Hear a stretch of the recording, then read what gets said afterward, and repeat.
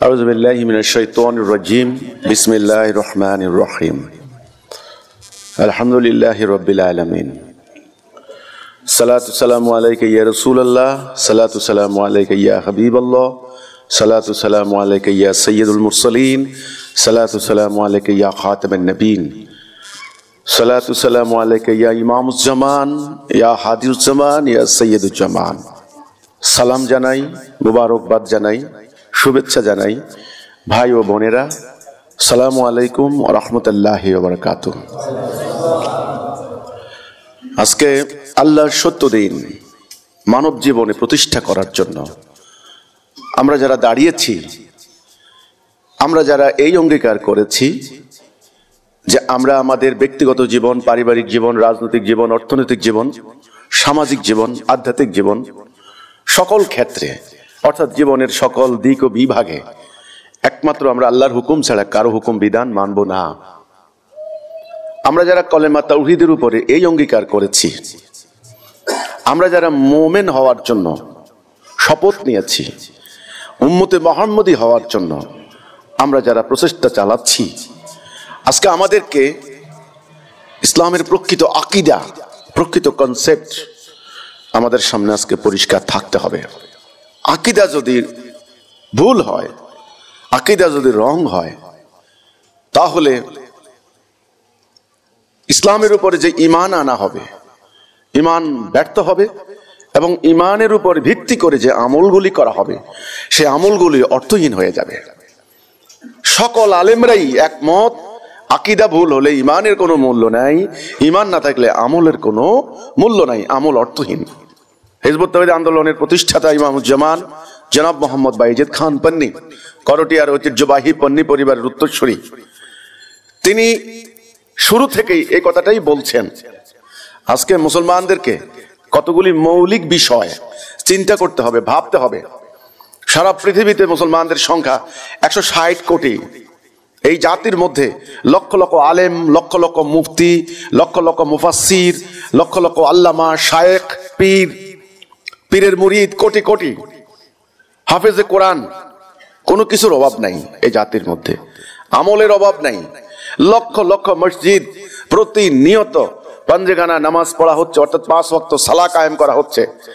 প্রতি বছর লক্ষ লক্ষ লোক হজ করতে যাচ্ছেন, কোটি কোটি মুসলমান রোজা রাখছেন, সিয়াম সাধনা করছেন আল্লাহকে পাওয়ার জন্য, আল্লাহ সন্তুষ্টি অর্জনের জন্য। তাহলে আমল করছেন, লেবাসের কোনো অভাব নেই, ইলম হাসিল করছেন, ইলম, এই যে ইলম হাসিল করছেন, হাজার হাজার লক্ষ লক্ষ মাদ্রাসায়, বিভিন্ন স্টাইলের মাদ্রাসা, কোনোটা কওমি মাদ্রাসা, কোনোটা সরকারি মাদ্রাসা, কোনোটা সালাফি মাদ্রাসা, বিভিন্ন ধরনের মাদ্রাসায় আপনার প্রতিনিয়ত ইলম হাসিল করা হচ্ছে। কেউ তাফসীর বিশেষজ্ঞ হয়ে বের হচ্ছেন, মুফাসসির হচ্ছেন, হাজার হাজার হাদিস মুখস্থ করছেন, মুহাদ্দিস হয়ে বের হচ্ছেন, শরিয়ার বিধিবিধান মুখস্থ করে বের হচ্ছেন, অর্থাৎ ফকিহ হচ্ছেন, মুফতি। তাহলে মুফতি হচ্ছেন, হাফিজে কোরআন হচ্ছেন, পুরো কোরআন শরীফ মুখস্থ করছেন, লক্ষ লক্ষ হাফিজে কোরআন তাদের কলবে, তাদের সিনায় এই সংরক্ষণ করে রাখছেন। আবার ওনারা দীর্ঘদিন জ্ঞান সাধনা করার পরে একটা পর্যায়ে নিজেদেরকে বলছেন ওনারা আল্লামা, হাই স্কলার, মহাজ্ঞানী, অর্থাৎ কোরআনের, হাদিসের, ফিকহ শাস্ত্রের, ভাষার, আরবি ভাষার সকল ক্ষেত্রে, সকল বিভাগের ওনারা পণ্ডিত, অর্থাৎ আল্লামা, মহা স্কলার, হাই স্কলার। আমার প্রশ্ন হচ্ছে, জনসংখ্যা আমাদের 160 কোটি, আমাদের এত ইলম হাসিল করা হচ্ছে, এত লেবাস ধারণ করছি, এত আমল করা হচ্ছে, তাহলে পৃথিবীতে প্রধান যে কয়েকটি জাতি, ওয়ার্ল্ড রিলিজিয়ন বলা হয়, একটা পরিসংখ্যান অনুযায়ী সারা বিশ্বে ছোট বড় মিলিয়ে কয়েক হাজার ধর্মের অস্তিত্ব আছে আজকে দুনিয়াতে। এর মধ্যে 5টা হচ্ছে ওয়ার্ল্ড রিলিজিয়ন, বিশ্ব ধর্ম। আমরা বলতে পারি সংখ্যার দিক থেকে টপ হচ্ছে খ্রিস্টানিটি, খ্রিস্টান, তারপরে মুসলমান, খ্রিস্টান 220 কোটি থেকে 250 কোটি, মুসলমানদের সংখ্যা প্রায় 160 কোটি, যেটা আমি প্রথমেই বলেছি। তারপরে হচ্ছে হিন্দুইজম, হিন্দু 100 থেকে 150 কোটি বা 150 কোটি। তারপরে হচ্ছে বৌদ্ধ, 70-80 প্রায় 100 কোটি, বিশ্বের পূর্বাঞ্চলীয় বিরাট অঞ্চল বৌদ্ধদের এলাকা। তারপরে হচ্ছে ইয়াহুদি, প্রায় 2 থেকে 3 কোটি বর্তমানে, আগে ছিল 1 থেকে 1.5 কোটি। প্রশ্ন হচ্ছে, এই 5টা ধর্ম একত্রিতভাবে ধর্মের অনুসারীরা, ধর্ম তো না, ধর্মের অনুসারীরা যারা দাবি করছে নিজেদেরকে, এই বাকি 4টা মিলে একটাকে মারছে। একটা কামরায় 10 জন লোক, 9 জন লোক মিলে একটা লোককে পিটাচ্ছে, মারছে, কান ধরে উঠবস করাচ্ছে, লাথি দিচ্ছে, মাথা ফাটিয়ে ফেলছে, অজ্ঞান করে ফেলছে। 9 জন একত্রিত হয়ে একজনকে, ওই একজন এত মার খাচ্ছে, সেই মার খাওয়ার কারণটা কি সেটাও সে জানে না। তো আমাদের প্রশ্ন হচ্ছে এইটা, আজকে মুসলমান জাতি সারা পৃথিবীতে এক জাতি, খণ্ড বিখণ্ড লক্ষ লক্ষ ভাগে বিভক্ত হয়ে গিয়েছে। কেন? এক সময়ের শাসক জাতি, সেরা জাতি, আজকে পরাজিত, লাঞ্ছিত। কেন? এক সময় জ্ঞানে বিজ্ঞানে প্রযুক্তিতে সবসময় শিক্ষকের আসনে আসীন ছিলেন, আজকে তারা অন্যের মুখাপেক্ষী। আজকে তাদের হাতে জ্ঞান নাই, বিজ্ঞান নাই, প্রযুক্তি নাই। কেন? এক সময় ইকোনমিক পাওয়ার যাদের ছিল, অর্থনৈতিকভাবে যারা সমৃদ্ধ ছিলেন, আজকে তারা অন্যের মুখাপেক্ষী। কেন? কেনর জবাব নিয়ে হাজির হয়েছে হিজবুত তাওহীদ। কেন? সেটা হচ্ছে এই মুসলমান নামক জাতি আমল করছে। আমলগুলি কেন করছে, কি জন্য করছে? ইসলামের আকীদা কি, ইসলামের উদ্দেশ্য কি, ইসলামের কনসেপ্টটা কি, ইসলাম কেন, ইসলাম কি জন্য, এই আকীদা আজকে তাদের সামনে নাই। ইসলাম একটা জীবন ব্যবস্থা, একটা জীবন দর্শন। এটা কি জন্য? সমগ্র মানব জীবনে আল্লাহর দেওয়া এই দ্বীনুল হক, সত্য দিন প্রতিষ্ঠা করে, কার্যকরী করে, প্রয়োগ করে মানব জীবন থেকে যাবতীয় অন্যায়, অবিচার, অশান্তি, যুদ্ধ, রক্তপাত, হানাহানি, হত্যা, নির্যাতন ইত্যাদি নির্মূল করে দিয়ে ন্যায় বিচার, সুবিচার, মানবতা, মানবাধিকার, এক কথার শান্তি প্রতিষ্ঠা করাই হচ্ছে ইসলামের উদ্দেশ্য, ইসলামের লক্ষ্য। এই আকীদাটা আজকে মুসলমানদের সামনে নাই। আজকে হিজবুত তাওহীদের আমিররা যারা বসে আছেন, এখানেই সর্বপ্রথম আপনাদেরকে আকীদা পরিষ্কার করে নিতে হবে। আমি জানি আপনারা বিভিন্ন ধরনের কাজ করছেন, আমল করছেন, আন্দোলনকে বেগবান করার জন্য, আন্দোলনের গতি সৃষ্টি করার জন্য, হাজার হাজার লক্ষ লক্ষ মানুষ যেন আন্দোলনে ঐক্যবদ্ধ হন, সেই প্রচেষ্টা আপনারা করছেন, আমি জানি, কম হোক আর বেশ হোক।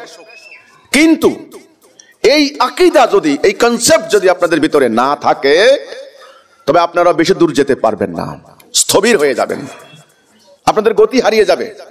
ইসলাম সম্পর্কে কনসেপ্ট এখন কি? নানা ধরনের কনসেপ্ট এই জাতির মধ্যে এখন বাসা বেঁধেছে। একদল ভাবছেন শরীয়তের সূক্ষ্মাতি সূক্ষ্ম মাসলা মাসাইল তারা গবেষণা করবেন, গবেষণা করে ব্যক্তি জীবনে সেগুলি প্রয়োগ করে একদম পাক্কা ভালো মুসল্লি হবেন। ভালো মুসল্লি হলে আল্লাহর দৃষ্টিতে তিনি উত্তম মোমেন হবেন, তিনি জান্নাতে যাবেন। এতটাই সতর্ক থাকছেন ওযু করার ক্ষেত্রে যেন নাকের পশম ভিজা না যায়। নাকের পশম ভিজা থাকলে ওযু হবে কি হবে না সেই মাসলা খুঁজে বের করে, সেই মাসলা ফয়সালা করে বারবার দিয়ে সর্দি লেগে গেলেও আপনি ওই নাকের পশম ভিজাবেন। অর্থাৎ আপনি রোজা রাখবেন, স্বাভাবিকভাবে খাওয়ার দিনের বেলা খেলে রোজার মাসে রোজা হবে না, এটা একেবারে গ্রান্টেড, এটা অ্যাকসেপ্টেড, এটা সবাই জানে। তারপরে আরো মাসলা, রমজান রোজা যেন না ভাঙে, এত সতর্ক, মেটিকুলাসলি যাকে বলা হয়, সূক্ষ্মাতি সূক্ষ্ম সতর্কভাবে দেখছেন। এন্ডোস্কোপি করলে রোজা ভাঙবে কি ভাঙবে না, মুফতি সাহেবকে প্রশ্ন করা হচ্ছে। রোগী এমন পর্যায়ে চলে গিয়েছেন যে ওনার এন্ডোস্কোপি করতে হবে, ডাক্তার এখন বলেছেন। এখন তিনি ফকিকে, মুফতি সাহেবকে, মৌলানা সাহেবকে প্রশ্ন করছেন যে মুফতি সাহেব, এন্ডোস্কোপি করলে রোজা ভাঙা যাবে কি যাবে না? খেয়াল করুন, ভালো মুসলমান হওয়ার জন্য, আল্লাহর চোখে ভালো মুত্তাকি হওয়ার জন্য কতই না চেষ্টা, কতই না আপ্রাণ প্রচেষ্টা। আজকে মুসলমানদেরকে এই কথাটা বুঝতে হবে। 150 কোটি আমরা কেন মার খাচ্ছি? মার খাওয়ার জায়গাটা কোথায়, কারণটা কোথায়? এই কারণ নির্ণয় করতে হবে আগে। আমল হয়ে যাচ্ছে, প্রচুর আমলের কোনো অভাব নাই। মুফতি সাহেব, মুফতি মহোদয় অত্যন্ত পরিশ্রম করে, কষ্ট করে বিভিন্ন ফতোয়ার বই ঘেটে তিনি বের করলেন। এন্ডোস্কোপির প্রশ্ন করলেন আবার পাল্টা, এন্ডোস্কোপির ভেতরে যদি মেডিসিন ঢুকে তবে রোজা ভেঙে যাবে, আর এন্ডোস্কোপির ভেতরে যদি মেডিসিন না ঢুকে তাহলে রোজা ভাঙবে না। ওই কমন সেন্সটা চলে গিয়েছে। যেই রোগীর এই পর্যন্ত চলে গিয়েছে তার এন্ডোস্কোপি করতে হবে, তার যে রোজা রাখাই ঠিক নয়, আল্লাহ সুবহানাহু ওয়া তাআলা এটা তাকে ছাড় দিয়েছেন, এই খবর তার জানা নাই। মেইন কথা হচ্ছে রোজা ভাঙবে না, যত কষ্টই হোক আমি রোজা রাখতেই হবে আমাকে। সফরে গেলে রোজা ভাঙার নির্দেশ আল্লাহ সহজ করে দিয়েছেন। আমি বললাম আল্লাহ সুবহানাহু ওয়া তাআলা আপনাকে সহজ করে দিয়েছেন, আপনি এখন সফরে আছেন, আপনি রোজা ভাঙতে পারেন, পরে এই সংখ্যা পূরণ করে নেবেন। বলছে না না, কোনো কষ্ট হচ্ছে না তো, কোনো সমস্যা নাই। ওই আগে কালে উটের পিঠে মানুষ যাইতো, কষ্ট হইতো, এই জন্য এই বিধান। এখন আমরা এসি বাসে যাই, বিমানে যাই, ট্রেনে যাই, কোনো সমস্যা নাই, সারাদিন থাকবো, কোনো সমস্যা নাই, রোজা রাখতে পারি। অর্থাৎ আমি যেটা বোঝানোর চেষ্টা করছি, ওনাদের বিশ্বাসের প্রতি আমি শ্রদ্ধা রেখে বলছি, ইমানের প্রতি শ্রদ্ধা রেখে বলছি আমি, এই জন্য যে ওনারা এই আমলটাকে ছাড়তে চাচ্ছেন না, এই আমল করে ওনারা জান্নাতে যেতে চাচ্ছেন। আমি কিছুদিন আগে দেখলাম, আমি মুফতি সাহেবদের কাছে ব্যাপারে প্রশ্ন করব। মাগরিবের নামাজের টাইমে একটা জামে মসজিদে সামনে কমপক্ষে 8 থেকে 10টা বাস দাঁড়ানো। বললাম কি ব্যাপার, কি হয়েছে? একজন প্যাসেঞ্জার আমাকে বলল, ভাই উনি ঘুরতেছেন খালি, ভাই কি করব, 15-20 মিনিট হয়ে গেছে, প্রায় আধা ঘন্টা হয়ে গেছে, মাগরিবের নামাজের বিরতি দিয়েছে, সমস্ত মুসল্লি ওখানে নামাজ পড়তে গেছে। তা আমি বললাম, এই বাসের মধ্যে হিন্দু নাই, এই বাসের মধ্যে রোগী নাই, এই বাসের মধ্যে বিদেশগামী যাত্রী নাই, এই বাসের মধ্যে অন্যান্য সমস্যাগ্রস্ত লোক নাই, তাদের কি অবস্থা, তাদের ফয়সালা কি হবে?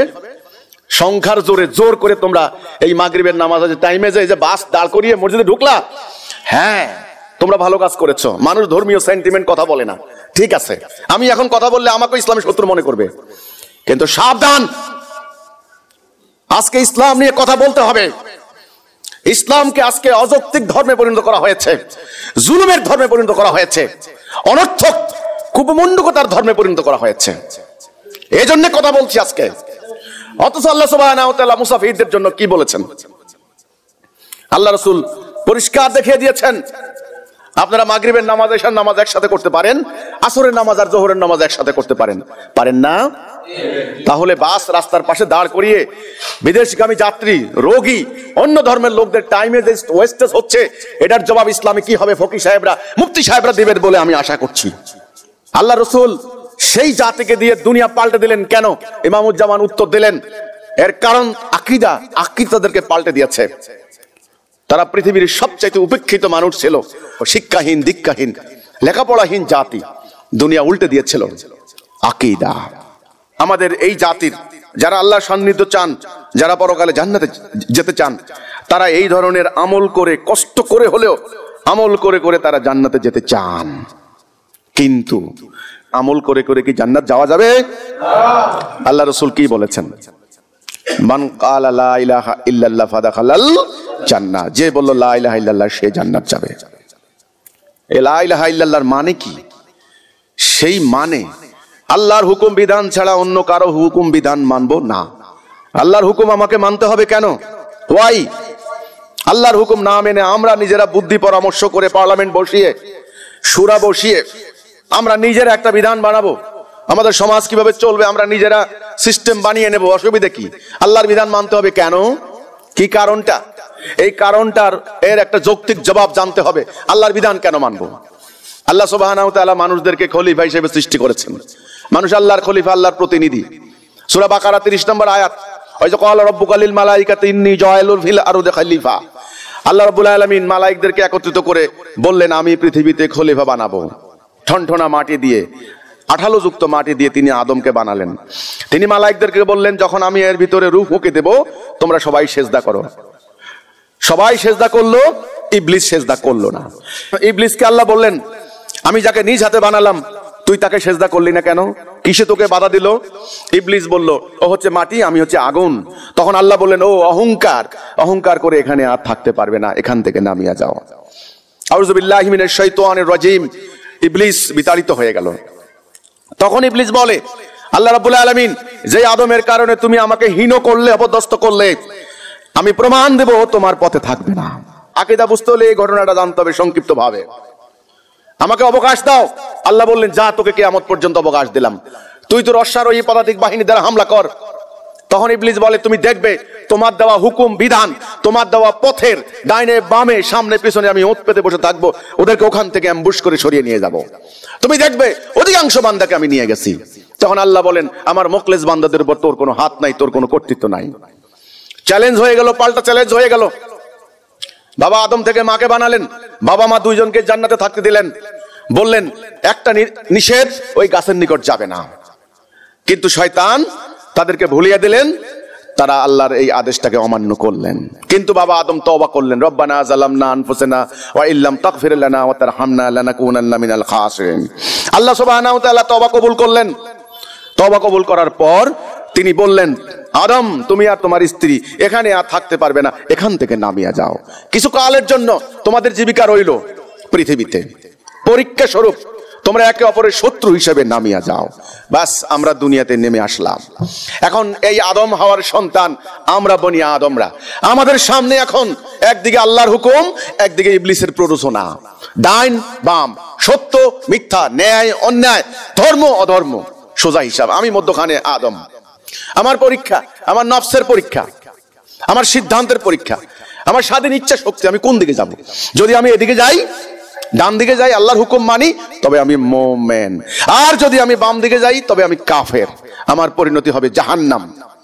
একদিকে আল্লাহর হুকুম, আর একদিকে ইবলিসের প্ররোচনা, একদিকে হেদায়া আর একদিকে দালালা, একদিকে আল্লাহর তাওহীদ আর একদিকে গায়রুল্লাহ। এই দুইয়ের টানাটানি, দুইয়ের সংঘাত। মানব জাতি কোন দিকে যাবে সেটার উপরে নির্ভর করবে মানুষ দুনিয়াতে শান্তিতে থাকবে নাকি অশান্তিতে থাকবে। একদিকে আল্লাহর খেলাফত করতে হবে, সে আল্লাহর খলিফা, আল্লাহর প্রতিনিধি, আল্লাহর রিপ্রেজেন্টেটিভ। যদি সে আল্লাহর খেলাফত করে তবে সে মুমিন, সে জান্নাতি। আর যদি সে ইবলিসের খেলাফত করে তবে সে কাফের, সে জাহান্নামী। এখন মানুষের সামনে সিদ্ধান্ত নেওয়ার পালা। মানুষ এই দুনিয়াতে কি আল্লাহর খেলাফত করবে, দুনিয়াতে কি আল্লাহর আনুগত্য করবে, দুনিয়াতে কি আল্লাহর সার্বভৌমত্ব মেনে নেবে? যদি সে আল্লাহর হুকুম মেনে নেয়, আল্লাহর খেলাফত করে, আল্লাহর আদেশ মানে, তবে দুনিয়াতে সে থাকবে শান্তিতে, ন্যায় বিচারে, সুবিচারে। আর যদি সে ইবলিসের হুকুম মানে, তবে সে থাকবে অশান্তির মধ্যে। আর পরকাল তো পরকাল, হাসর। পরকালে সে জাহান্নামে নিক্ষিপ্ত হবে। যদি সে বাম দিকে যায়, যদি সে ডান দিকে যায়, সে জান্নাতে যাবে। এই আকীদা আজকে নাই। মানুষ আল্লাহর খলিফা, তাকে আল্লাহর খেলাফত করতে হবে দুনিয়াতে। আল্লাহর খেলাফত করাই তার মুখ্য ইবাদত। ওমা খালাকতুল জিন্না ওয়াল ইনসানা ইল্লা লিয়াবুদুন। জিন এবং ইনসানকে আমার ইবাদত ছাড়া কোনো কিছুর জন্য বানাই নাই, এটাই তার ইবাদত। এই আকীদা, এই কনসেপ্ট, এই ধারণা আজকে মুসল্লিদের, আজকের সাইমদের, আজকের হাজী সাহেবদের কাছে জানা নাই। তারা যে আল্লাহর খলিফা, আল্লাহর খেলাফত তাদেরকে করতে হবে, সৃষ্টির শুরুতেই তাদেরকে আল্লাহ সুবহানাহু ওয়া তাআলা খলিফা হিসেবে অ্যাড্রেস করেছেন, সৃষ্টি করেছেন। তাদের মহা শত্রু প্রতারক ইবলিস তারা ভুলে গিয়েছে, এটা ওদের জানা নাই। হিজবুত তাওহীদের প্রথম কর্তব্য, প্রথম ডিউটি, প্রথম দায়িত্ব পুরো মানব জাতিকে এই কথা মনে করিয়ে দেওয়া, হে মানব জাতি, তোমরা পৃথিবীতে এমনি এমনি আসো নাই, একটা মহা পরিকল্পনার অংশ হিসেবে তোমাদেরকে সৃষ্টি করা হয়েছে। তোমাদের একজন সৃষ্টিকর্তা রয়েছেন আল্লাহ সুবহানাহু ওয়া তাআলা। তিনি আসমান, জমিন, গ্রহ, নক্ষত্র, পর্বতমালা সমস্ত কিছু সৃষ্টি করেছেন, তোমাদেরকেও সৃষ্টি করেছেন। তোমরা আল্লাহর খলিফা, আল্লাহর প্রতিনিধি। তোমরা আদম হাওয়ার সন্তান। তোমরা সাদা, কালো, তামাটে, লম্বা, খাটো, বেটে, আরবি, আজমি, আমেরিকান, বাঙালি, ইন্ডিয়ান। তোমরা হিন্দু, বৌদ্ধ, খ্রিস্টান, মুসলমান, ইয়াহুদি, নাস্তিক, অগ্নি উপাসক, মূর্তি পূজারী, তোমরা যেই হও না কেন, হে মানুষ, তোমরা এক জাতি, ওয়ান নেশন। তোমাদের প্রভু আল্লাহ, তোমাদের কর্তব্য হচ্ছে আল্লাহর খেলাফত করা। আজকে তোমাদের সমাজে এই অন্যায়, অবিচার, অশান্তি, জুলুম, রক্তপাত, এই হানাহানি, এই দুর্বলের উপর সবলের অত্যাচার, দরিদ্রের উপর ধনীর বঞ্চনা, শাসিতের উপর শাসকের জুলুম, নারীদের উপর নির্যাতন, শিশুদেরকে হত্যা, আজকে দুনিয়া জোড়া যে অশান্তি চলছে, এই অশান্তির মূল কারণ তোমরা আল্লাহর খেলাফত বাদ দিয়েছো। তোমরা ইবলিসের দাসত্ব করছো, ইবলিসের হুকুম মানছো। মানব জাতির প্রতি প্রথম বার্তা, আমাদের প্রথম আহ্বান, হে মানুষ, তোমরা আসো, আল্লাহর তাওহীদের উপরে আবার ঐক্যবদ্ধ হও, তোমরা সবাই মিলে আল্লাহর খেলাফত করো। এই প্রথম বার্তা। এবার মুসলমানদের উদ্দেশ্যে হিজবুত তাওহীদের মূল আহ্বান, হে মুসলমান, তোমরা নামাজ পড়ছো, রোজা রাখছো, হজ করছো, তোমাদের কোনো কিছুর অভাব নাই, তোমাদের সংখ্যা 160 কোটি, বিভিন্ন ধরনের জ্ঞান অর্জন করছো, কিন্তু দুর্ভাগ্যজনক ইবলিসের প্ররোচনায় তোমরা আল্লাহর তাওহীদ থেকে সরে গিয়েছো। তাওহীদের যে মূল কথা ছিল লা ইলাহা ইল্লাল্লাহ মুহাম্মাদুর রাসূলুল্লাহ সাল্লাল্লাহু আলাইহি সাল্লাম, আল্লাহর হুকুম বিধান ছাড়া আমরা আর কারো হুকুম বিধান মানবো না, এই অঙ্গীকারে আজকে মুসলমানরা নাই। মুসলমানদের প্রথম কর্তব্য হচ্ছে এখন যেই কোনো মূল্যে এই অঙ্গীকারে ফিরে আসা। মানব জাতি যেন আল্লাহর খেলাফত করতে পারে, মানুষ যেন আল্লাহর হুকুম মানতে পারে, আল্লাহর দাসত্ব করতে পারে, এই পৃথিবীতে ফাসাদ ওয়া সাফাকুদ্দিমা যেন মানব জীবনে না হয়, অভাব অনটন যেন না হয়, নিরাপত্তাহীনতা যেন না হয়। এই জন্য আল্লাহ সুবহানাহু ওয়া তাআলা যুগে যুগে নবী রাসূলদেরকে হেদায়া পাঠিয়েছেন, যেটা বাবা আদমের সঙ্গে আল্লাহ রাব্বুল আলামিন অঙ্গীকার করেছেন। ফাইম্মা ইয়াতিয়ান্নাকুম মিন্নি হুদা ফামান তাবিআ হুদায়া ফালা খাউফুন আলাইহিম ওয়ালা হুম ইয়াহজানুন। আমি হেদায়া দেব, যারা আমার হেদায়ার ইতায়া করবে, অনুসরণ করবে, তাদের কোনো ভয় নাই, তাদের কোনো চিন্তা নাই। এই হেদায়াটা কি? এই হেদায়া হচ্ছে রাইট ডাইরেকশন, সঠিক পথ নির্দেশনা, গন্তব্যে যাওয়ার জন্য সঠিক পথ। এই সঠিক পথটাই হচ্ছে আল্লাহর বিধান ছাড়া কারো বিধান না মানা, আল্লাহর সার্বভৌমত্ব ছাড়া কারো সার্বভৌমত্ব না মানা। সেটার এই সংক্ষিপ্ত অঙ্গীকার নামাটাই হচ্ছে লা ইলাহা ইল্লাল্লাহ। এটা হচ্ছে বান্দার সঙ্গে আল্লাহর একটা চুক্তি, আল্লাহর একটা কন্ট্রাক্ট। বান্দা যদি মৃত্যু পর্যন্ত এই অঙ্গীকারে অটল থাকে, আল্লাহ সুবহানাহু ওয়া তাআলা অঙ্গীকার করেছেন তাকে সমস্ত গুনাহ ক্ষমা করে দিয়ে তাকে জান্নাতে দাখিল করবেন। প্রত্যেকটা হাদিস গ্রন্থে ঈমান অধ্যায় রয়েছে, আপনারা খুলে দেখুন। বুখারীতে পাবেন, মুসলিমে পাবেন, তিরমিজিতে পাবেন, সব হাদিসের মধ্যে আছে এটা। এই হেদায়া নাই, আমার কথা নয়। নবী করিম সাল্লাল্লাহু আলাইহি ওয়াসাল্লাম বলেছেন ইসলাম শুধু নাম থাকবে, নাম। আজকে ইসলাম নাম আছে। মুসলমান 150 কোটি, জিজ্ঞাসা করেন কোন ধর্ম, বলবে মুসলমান, মুসলিম। কোরআন শুধু অক্ষর থাকবে, অক্ষর। আজকে কোরআনের অক্ষর পড়া হচ্ছে, মুখস্থ করা হচ্ছে, তাফসীর করা হচ্ছে। কোরআন শুধু অক্ষর থাকবে, কিন্তু কোরআনের বাস্তবায়ন হবে না, হুকুম পালন করা হবে না, কোরআনের আদর্শ মোতাবেক এই জাতি চলবে না। আল্লাহ রাসূল বলে দিয়ে গেছেন মসজিদগুলো হবে লোকে লোকারণ্য, সেখানে হেদায়া থাকবে না। কি থাকবে না? হেদায়া থাকবে না। আজকে হেদায়া নাই। সূরা ফাতিহার মধ্যে প্রতি ওয়াক্ত সালাতের মধ্যে আমরা দোয়া করি ইহদিনাস সিরাতাল মুস্তাকিম, সিরাতাল মুস্তাকিমে আমাদেরকে হেদায়া দাও। প্রতি ওয়াক্ত সালাতে আমরা প্রার্থনা করি, কিন্তু আজকে হেদায়া নাই। হেদায়া না থাকার কারণে সমস্ত আমল, সমস্ত ইলম আজকে বরবাদ হয়ে যাচ্ছে। এই হেদায়ার, এই সঠিক পথ নির্দেশনা নিয়ে রাস্তায় নেমেছে হিজবুত তাওহীদ। সকল নবী রাসূলরা এসেছেন যার যার গোত্রের জন্য, কোন কোন অঞ্চলের জন্য, এমনকি কোন পরিবারের জন্য একাধিক নবী এসেছেন। কিন্তু শেষ নবী যিনি আখিরি নবী, খাতামুন নবী, রাহমাতাল লিল আলামিন, আরবের মরুদুলাল, বাবা আব্দুল্লাহ রাউরুশে মা আমেনার গর্ভে অভিজাত বিখ্যাত কুরাইশ বংশে কাবার মুতাওয়াল্লি পরিবারে জন্মগ্রহণ করলেন মুহাম্মদ মুস্তাফা সাল্লাল্লাহু আলাইহি ওয়াসাল্লাম। তিনি শেষ নবী, বিশ্ব নবী। অন্যান্য নবীর সঙ্গে ওনার বিরাট তফাত রয়েছে। প্রথম তফাত হচ্ছে এই, অন্যান্য নবীরা এসেছেন কোন কোন অঞ্চলের জন্য, গোত্রের জন্য, এমনকি পরিবারের জন্য, আর তিনি এসেছেন সমগ্র বিশ্ববাসীর জন্য। তিনি হচ্ছেন বিশ্ব নবী। ওনার টাইটেলটা খেয়াল করতে হবে। আল্লাহ সুবহানাহু ওয়া তাআলা দিয়েছেন ওনার টাইটেল রাহমাতাল লিল আলামিন। ওই মিথ্যাবাদী ধর্ম ব্যবসায়ীরা, মিথ্যুকরা, লানাতুল্লাহি আলাল কাযিবিন, তাদের উপর আল্লাহর গজব পড়বে, ইনশাআল্লাহ লানত পড়বে। তারা অপপ্রচার করে আমরা নাকি বলেছি, আমাদের ইমামুজ্জামান বলেছেন নাকি নবী করিম সাল্লাল্লাহু আলাইহি ওয়াসাল্লাম নাকি রাহমাতাল লিল আলামিন নন। আমার বক্তব্যে আমি হাজার হাজার বার বলেছি আমা আরসালনাকা ইল্লা রাহমাতাল লিল আলামিন।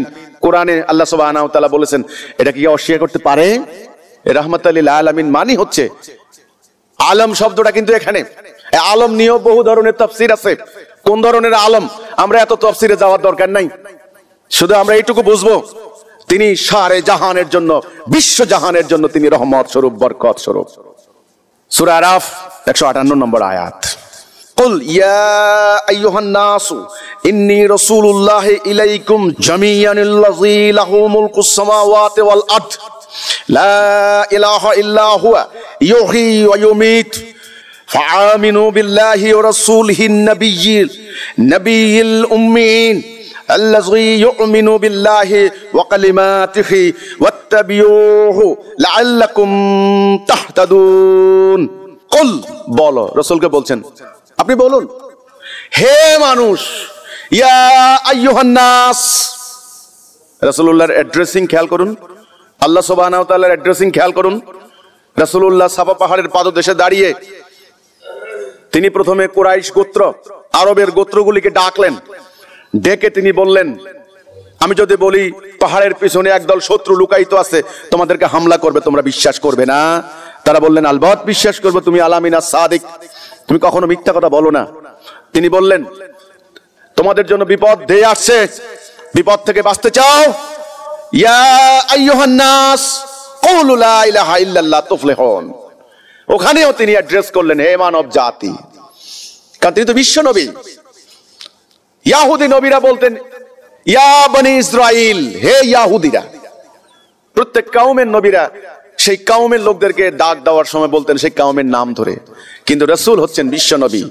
এই সূরা আরাফের 158 নম্বর আয়াতে আল্লাহ সুবহানাহু ওয়া তাআলা বলছেন, আপনি বলুন, হে মানব জাতি, হে মানুষ, আমি তোমাদের সবার জন্য আল্লাহ রাসূল। মানো আর না মানো, গালি দাও, কার্টুন রচনা করো, অসুবিধা নাই, হিসাব দেওয়ার জন্য তৈরি থাকো। বিশ্ব ব্রহ্মাণ্ড কোন প্রেসিডেন্ট সৃষ্টি করে নাই, কোন প্রধানমন্ত্রী সৃষ্টি করে নাই, আল্লাহ সুবহানাহু ওয়া তাআলা কোন শব্দ দ্বারা সৃষ্টি করেছেন। কাজেই যেতে হবে তার কাছে, হিসাব দেওয়ার জন্য তৈরি থাকো। আল্লাহ রাসূলকে বলছেন, আপনি বলুন, আমি তোমাদের সবার জন্য আল্লাহ রাসূল। যিনি আকাশ মণ্ডলী পৃথিবীর সার্বভৌমত্বের অধিকারী, তিনি ব্যতীত কোনো ইলাহ নাই। এই যে কি বলতে হবে মানব জাতিকে, লা ইলাহা ইল্লাল্লাহ। তিনি জীবিত করেন, তিনি মৃত্যু ঘটান, মানে আল্লাহর পরিচয় আল্লাহ দিচ্ছেন। কোন আল্লাহর প্রতি তোমরা ঈমান আনবে, সংক্ষেপে বলছেন এই আয়াতে। সুতরাং তোমরা ঈমান আনো আল্লাহর প্রতি, তাহার বার্তাবাহক উম্মি নবীর প্রতি। হে আলেমরা, অহংকারীরা, মুফতিরা, মুফাসসিররা, আল্লামার শায়েখরা, এই আয়াত তোমরা ভালো করে পড়েছো, আমার থেকে বেশি বেশি করে পড়েছো, আমার ভুল ধরার জন্য দাঁড়িয়ে আছো। শুনে রাখো, আল্লাহ সুবহানাহু ওয়া তাআলা বলছেন এখানে পরিষ্কার, তাহার রাসূল উম্মি নবী, বার্তাবাহক উম্মি নবীর প্রতি যে আল্লাহ এবং তার বাণীতে ঈমান আনে এবং তোমরা তার অনুসরণ করো, যাতে তোমরা সঠিক পথ পেতে পারো। ওয়াত্তাবিউহু লাআল্লাকুম তাহতাদুন, যাতে তোমরা হেদায়া পেতে পারো। তখন আল্লাহ বলছেন, আমি একজন উম্মি নবীর প্রতি পাঠিয়েছি আমার রিসালাত। তিনি নবী, তিনি রাসূল, আমি এমন একজনকে বাছাই করেছি। ওনার প্রতি যখন আয়াত নাযিল হলো প্রথম, ইকরা, পড়ুন, তিনি বলছেন আমি তো পড়তে পারি না। 3 বার জিবরাইল আমিন আলিঙ্গন করলেন, ওনার দৃষ্টি খুলে গেল, ওনার জ্ঞান উন্মোচিত হয়ে গেল, তিনি বুঝতে লাগলেন, পড়তে লাগলেন। আল্লাহ সুবহানাহু ওয়া তাআলা এমন একজন লোককে বাছাই করলেন যিনি তৎকালীন সময়ের লেখাপড়া জানতেন না। এই লেখাপড়া না জানাটা অন্যদের জন্য ক্রেডিটের ব্যাপার নয়, এটা ডিসক্রেডিটের ব্যাপার, লেখাপড়া জানে না। কিন্তু আমার রাসূলের জন্য এটা একটা আয়াত, এটা একটা নিদর্শন। তিনি পবিত্র কোরআনে ওনার মাধ্যমে দুনিয়ার যে সমস্ত অজানা ইতিহাস, বিজ্ঞান সম্পর্কে, মহাকাশ সম্পর্কে এমন এমন জটিল বিষয় উত্থাপন করা হয়েছে 1400 বছর আগে মানুষের জানার কল্পনার বাইরে ছিল। এবং ওই সেই ভণ্ড ইহুদি আলেমরা এমন এমন প্রশ্ন করেছেন আমার রাসূলকে, খুব সাধারণ জ্ঞানী মানুষও সে ধরনের প্রশ্ন উত্তর দিতে সক্ষম ছিল না। কিন্তু আমার রাসূল কোনো লাইব্রেরিতে পড়েন নাই, কোনো জায়গায় বড় কোনো জায়গায় সফর করেন নাই, কোনো বিজ্ঞানাগারে লেখাপড়া করেন নাই, গবেষণা করেন নাই। এই জন্য ওনার উম্মি হওয়াটা এটা একটা মুজিজা, একটা আয়াত। কারণ ওনার মাধ্যমে বিশ্বের সেরা মুজিজা, সর্বশ্রেষ্ঠ মুজিজা আল কোরআন, এমন কোন তথ্য নাই, তথ্যের ভান্ডার, জ্ঞানের ভান্ডার, মহাগ্রন্থ আল কোরআন যেই মানুষটার উপরে নাজিল হয়েছেন তিনি উম্মি।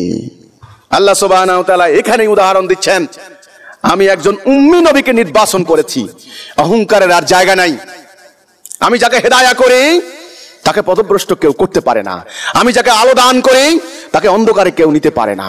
আমি যাকে লিডার বানাই, নেতা বানাই, তাকে অধপতিত কেউ করতে পারে না।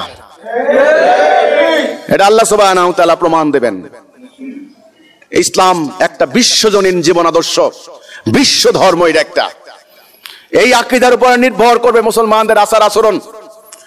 মুসলমান যদি মনে করে আমাদের রাসূলের উপরে অর্পিত দায়িত্ব, সূরা ফাতিহা 28, সূরা সফ 9, সূরা তওবা 33, হুয়াল্লাযী আরসালা রাসূলাহু বিল হুদা ওয়া দীনিল হক লিইয়ুযহিরাহু আলা দীনি কুল্লিহি, হেদায়াত এবং সত্য দিন দিয়ে আমার রাসূল পাঠিয়েছে যেন অন্য সমস্ত দ্বীনের উপরে এটাকে বিজয়ী করে, গালেব করে, জাহির করে। আমি আদিষ্ট হয়েছি সমগ্র মানব জাতির বিরুদ্ধে কেতাল চালিয়ে যেতে, যতক্ষণ না তারা আল্লাহকে একমাত্র ইলাহ এবং আমাকে তার রাসূল হিসেবে মেনে না নেয়। এই হাদিস কেন আছে না?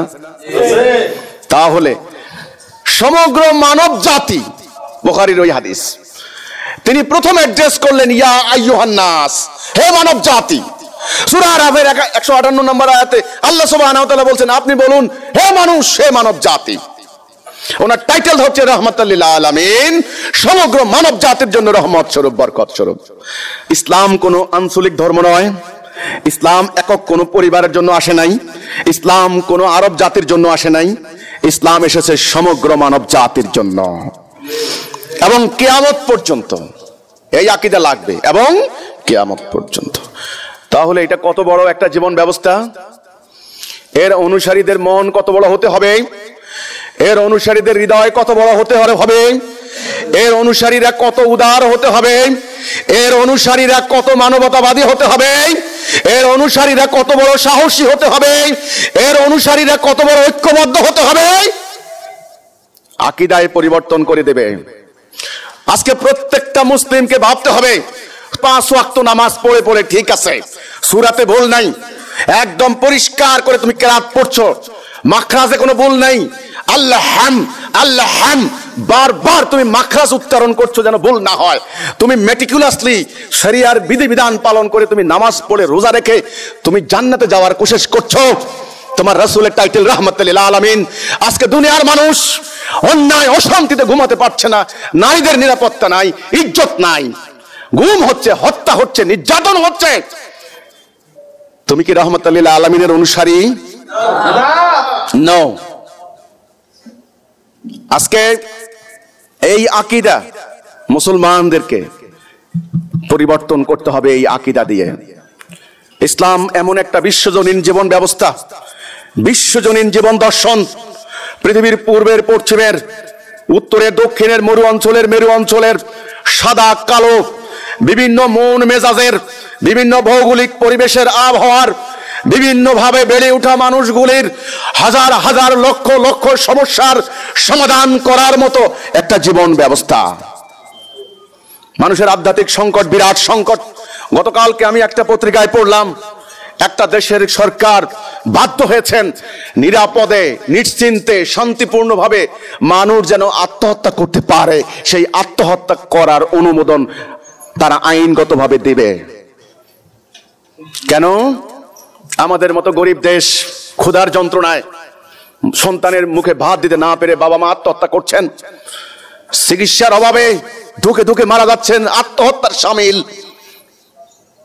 তাদের তো ব্যাংক ব্যালেন্সের অভাব নেই, টাকার অভাব নেই, বিমানের টিকিটের অভাব নেই, 50 থেকে 100টার উপরে পাসপোর্ট ভিসা আছে, ওয়ার্ল্ডের যে কোনো দেশে তারা যেতে পারে। সেই লোকগুলি কেন আত্মহত্যা করছে? কিসের অভাব, কিসের সংকট? তাহলে অর্থনৈতিক সংকট কেবল মানুষের সংকট নয়, আধ্যাত্মিক সংকট বিরাট সংকট। পৃথিবীর বর্তমান প্রচলিত জীবন ব্যবস্থাগুলির ব্যর্থতা এখানে। গণতন্ত্র, সমাজতন্ত্র, রাজতন্ত্র, সাম্যবাদ, পুঁজিবাদ, কোনটা রাজনৈতিক সংকটের জন্য কথা বলেছে কিন্তু সংকট দূর হয় নাই, কোনটা অর্থনৈতিক সংকট দূর করার জন্য থিওরি দিয়েছে কিন্তু অর্থনৈতিক সংকট দূর হয় নাই। আধ্যাত্মিক সংকট দূর করার পলিসি মানব রচিত কোনো বিধানে দিতে পারে নাই। তাহলে মানুষের আধ্যাত্মিক সংকট দূর করবে, পারিবারিক অশান্তি দূর করবে, সামাজিক বিশৃঙ্খলা দূর করবে, রাজনৈতিক হানাহানি দূর করবে, অর্থনৈতিক অবিচার দূর করবে, যুদ্ধ, মহাযুদ্ধ বন্ধ করবে। কত বড় একটা জীবন ব্যবস্থা! এই জীবন ব্যবস্থার অনুসারীরা কি সংকীর্ণ মনের হতে পারে? তারা অন্ধ হতে পারে? তারা কি বিজ্ঞানহীন হতে পারে? তারা কি প্রগতিহীন হতে পারে? তারা কি সংস্কৃতি বিরোধী হতে পারে? তারা কি নারী প্রগতির অন্তরায় হতে পারে? পারে না। তাদের উপরে স্পেশাল দায়িত্ব এই হেদায়েত এবং সত্য দিন মানব জীবনে কার্যকরী করা। যাদের সামনে এই আকীদা থাকবে না তারা মুমিন নয়, মুসলিম নয়, উম্মতে মুহাম্মদী নয়। পাক্কা মুসল্লি হয়ে, পাক্কা সাইম হয়ে, মানে রোজা রেখে প্রতি বছর হজ করে জান্নাতে যাওয়ার চেষ্টা করা হচ্ছে। আমল, আকীদা না থাকলে, ঈমান না থাকলে এসব আমলের কোনো মূল্য নাই। শেষ জীবন ব্যবস্থা দ্বীনুল হক, হেদায়েত এবং দ্বীনুল হক, এর লক্ষ্য কি? এই দ্বীনুল হক কে পাঠিয়েছেন? আল্লাহ। কার উপর পাঠিয়েছেন? রাসূলের উপরে। ওয়াল্লাযী আরসালা রাসূলাহু বিল হুদা ওয়া দীনিল হক। এই যে তিনি আল্লাহ যিনি নিজের রাসূলকে পাঠিয়েছেন, অন্য কারো রাসূল না, আল্লাহর রাসূল। এই জন্য আমরা বলি রাসূল আল্লাহ, হাবিব আল্লাহ, নবী আল্লাহ, আল্লাহর রাসূল।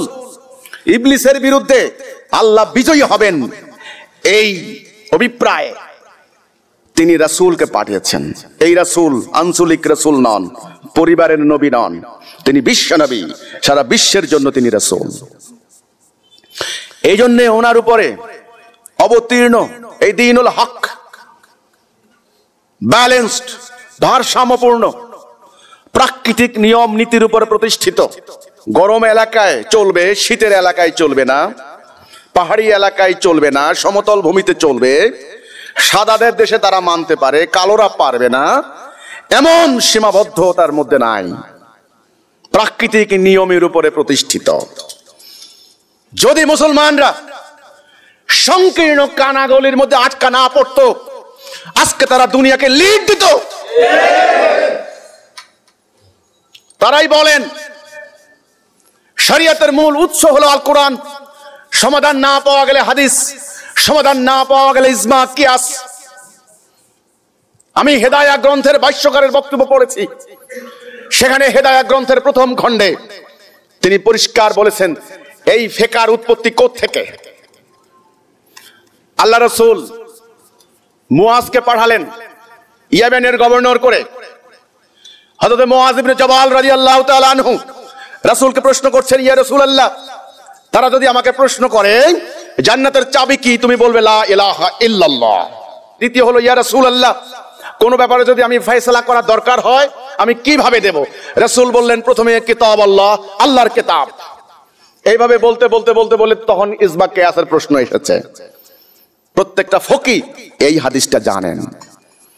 আমি এখানে বলতে চাই, যিনি নির্দেশ দিচ্ছেন তিনি হচ্ছেন সেই সময়ের আরবের অধিপতি, প্রেসিডেন্ট, রাষ্ট্রপ্রধান। আজকে আপনারা পাড়ায় পাড়ায় কোনায় কোনায় বসে বসে ইজমা কিয়াস করছেন। কাকে নির্দেশ দিচ্ছেন? গভর্নর মুআজকে, বিচারপতি মুআজকে। ওই জনগোষ্ঠীকে কোরআন দ্বারা শাসন করা হবে। তখন সেই জনগোষ্ঠীর বিচারক মুআজ ইবনে জাবাল, বিচারক সর্বপ্রথম রায় দিবেন কোরআন দিয়ে। কোরআনে ফয়সালা না পেলে হাদিস, না পেলে বিচারক তখন সার্কামস্ট্যান্স বিচার করবেন, স্থান কাল পাত্র বিচার করে তিনি রায় দিবেন এই ন্যায়সঙ্গত রায় কোনটা হবে। আপনারা দুটা পুস্তক পড়ে পড়ে, মুফতি পদবি ধারণ করে পাড়ায় মহল্লায় বসে বসে নিজেরা প্রত্যেকটা বিচারক হয়ে গিয়েছেন। শরীয়তের মূল উৎস হচ্ছে কোরআন। আগে কোরআনে আসেন, কোরআনে না পেলে হাদিস।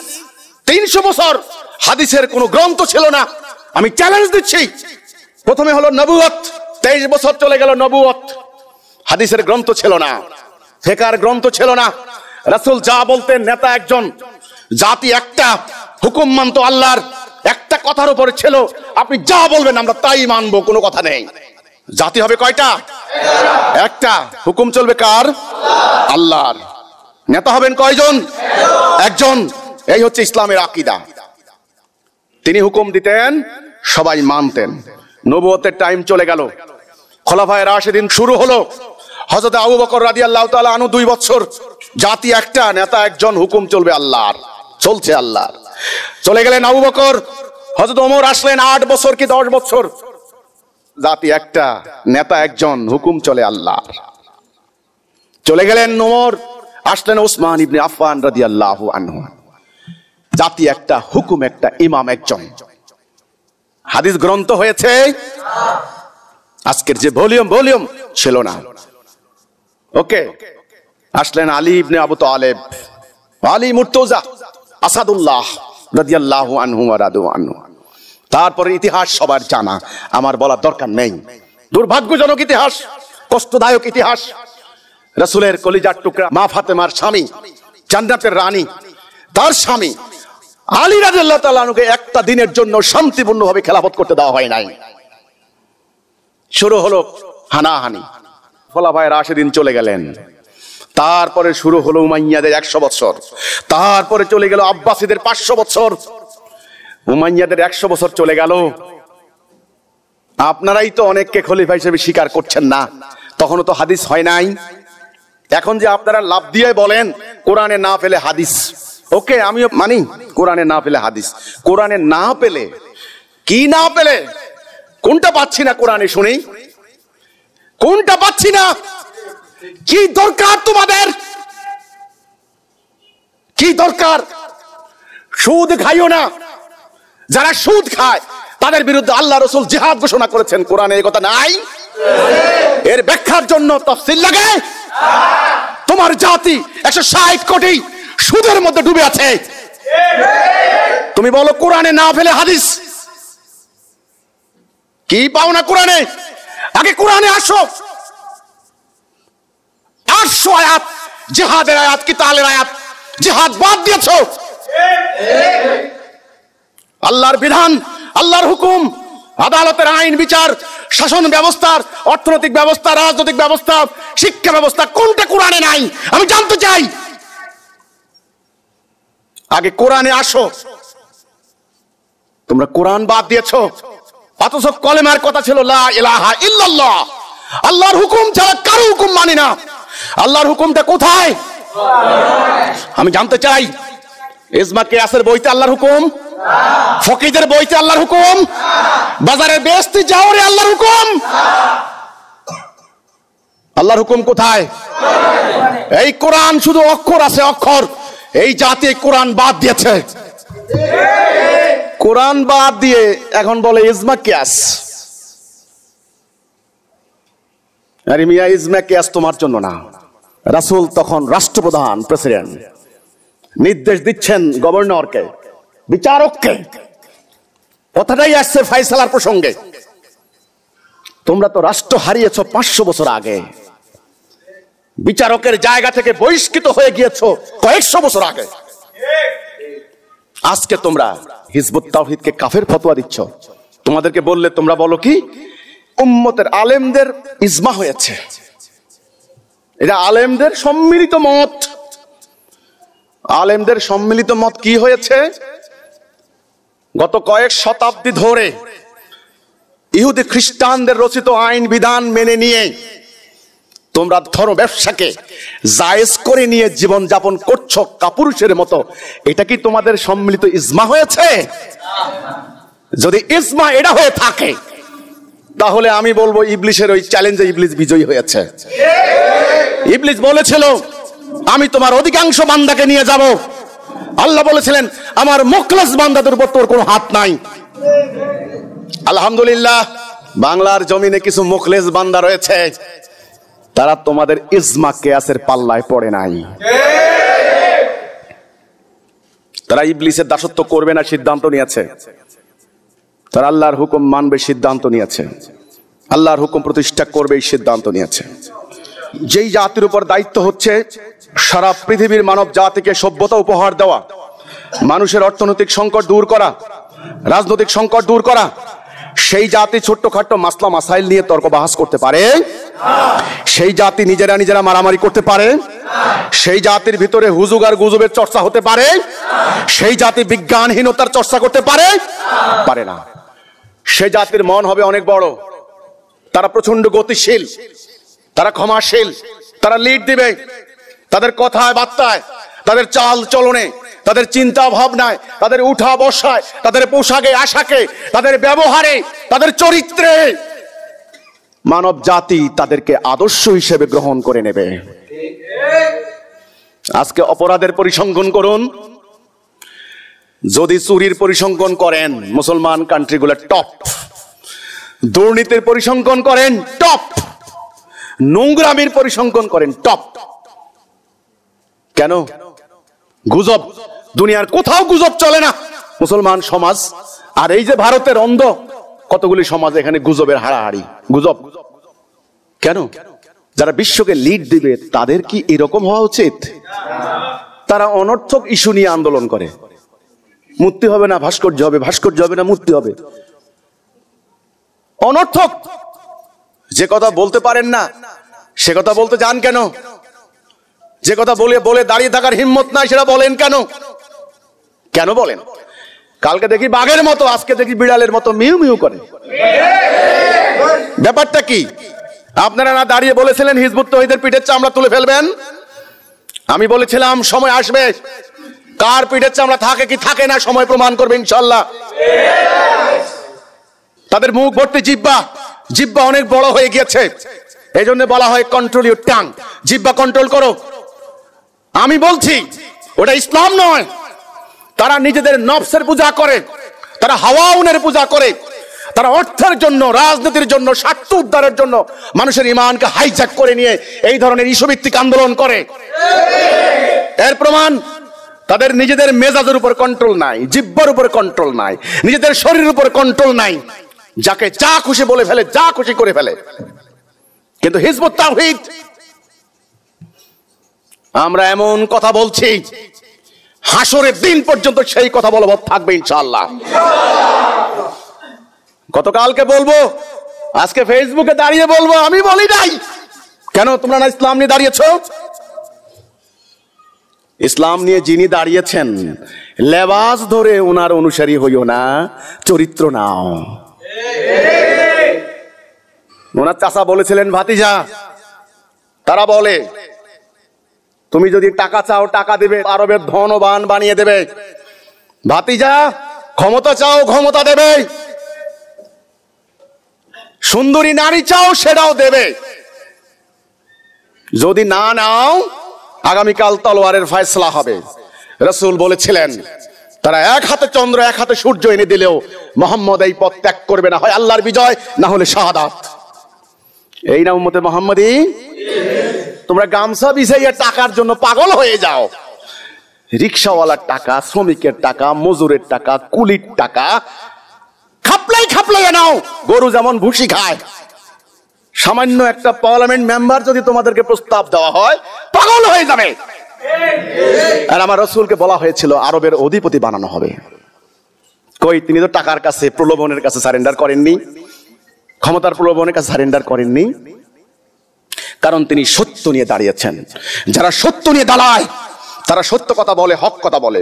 দুনিয়ার সকল মানুষ বিরোধিতা করলেও সত্যের পথে অটল থাকে, অনড় থাকে, কারণ তাদের উপরে রয়েছেন আল্লাহ সুবহানাহু ওয়া তাআলা। আর যারা মিথ্যা নিয়ে দাঁড়ায়, চটকদার হতে পারে, সাধারণ ধর্মপ্রাণ মানুষ আল্লাহ রাসূলকে পেতে চায়, মানুষ বিভ্রান্ত হতে পারে, কিন্তু ওটা মিথ্যা। ওরা দাঁড়িয়ে থাকতে পারবে না, সামান্য হুমকি দিলেই শেষ। তোমরা আসছো হিজবুত তৌহিদের বিরোধিতা করতে, তাই না? হিজবুত তৌহিদের পিঠের চামড়া তুলে নিবে তোমরা। আরে নিজের পিঠ বাঁচাও আগে। আজকে মুসলমানদেরকে ইসলামের প্রকৃত কনসেপ্ট শিক্ষা দেওয়ার জন্য হিজবুত তাওহীদ যখন মাঠে নেমেছে, তখন এরা এই সংকীর্ণ মনা, এই কুপমণ্ডুক, এই অন্ধ, এই বিজ্ঞানহীন, বিজ্ঞান বিরোধী দুনিয়া প্রগতি থেকে তারা বিচ্ছিন্ন হয়ে গেছে কয়েক শতাব্দী আগে। এই ধর্ম ব্যবসায়ী গোষ্ঠী আজকে আমাদের সামনে দাঁড়িয়েছে। এখন হিজবুত তাওহীদকে মানব জাতির সামনে এই আকীদা তুলে ধরতে হবে যে মানুষ যদি সে জান্নাতে যেতে চায় তবে অবশ্যই তাকে আল্লাহর খেলাফত করতে হবে। যদি সে আল্লাহর খেলাফত করার আকীদা সে পায়, উপলব্ধি করে যে নো, আমি আল্লাহর খেলাফত করতে হবে, নো, দুনিয়াকে কোরআন দিয়ে লিড দেব, আমরা দুনিয়াকে সভ্যতা উপহার দেব, আমরা উম্মতে মুহাম্মাদি হব, মানব জাতি যেন আল্লাহর দাসত্ব করে, মানব জাতি যেন আল্লাহর আনুগত্য করে, এই ভূমিকা আমরা নেব, তবে অবশ্যই তাদেরকে ঐক্যবদ্ধ হতে হবে। এই পীর, ওই পীর, এই মযহাব, এই ফেরকা, এই তরিকা, এই দল, লাভ নাই। অহংকার করেন, লাভ হবে না। ঐক্যবদ্ধ হতে হবে। এক জাতি, কয় জাতি? আল্লাহ সুবহানাহু ওয়া তাআলা এত খণ্ড বিখণ্ডতা কবুল করবেন না, এটা আকীদা। আল্লাহর কাছে গ্রহণযোগ্য হবে এক মুমিন জাতি। কয় জাতি? এক জাতি, তারা হবে মুমিন। রাসূল বলেছেন জান্নাতি ফেরকা, সংখ্যায় কম হোক কোনো ব্যাপার না, 72 ফেরকা জাহান্নাম যাবে, এক ফেরকা জান্নাত যাবে, সেই জান্নাতি ফেরকা। তাদেরকে ঐক্যবদ্ধ হতেই হবে। ঐক্যবদ্ধ হওয়ার ডাক দিচ্ছে হিজবুত তাওহীদ। তাদেরকে ডিসিপ্লিন হতেই হবে। এক একজন এক এক দিকে ডাক দেবে, হই হই রই রই করে ছুটে যাবো, নো, ডিসিপ্লিন হতেই হবে, নাহলে খেলাফত করতে পারবেন না। হ্যাঁ, নামাজ পড়েন, অসুবিধা নাই, বিশৃঙ্খল নামাজ পড়েন, সমস্যা নাই। কেউ হাত এখানে বাঁধেন, কেউ এখানে বাঁধেন, কেউ বাঁকা হন, কেউ কাইত হন, কেউ শুয়ে শুয়ে পড়েন, ওখানে কোনো সমস্যা নাই।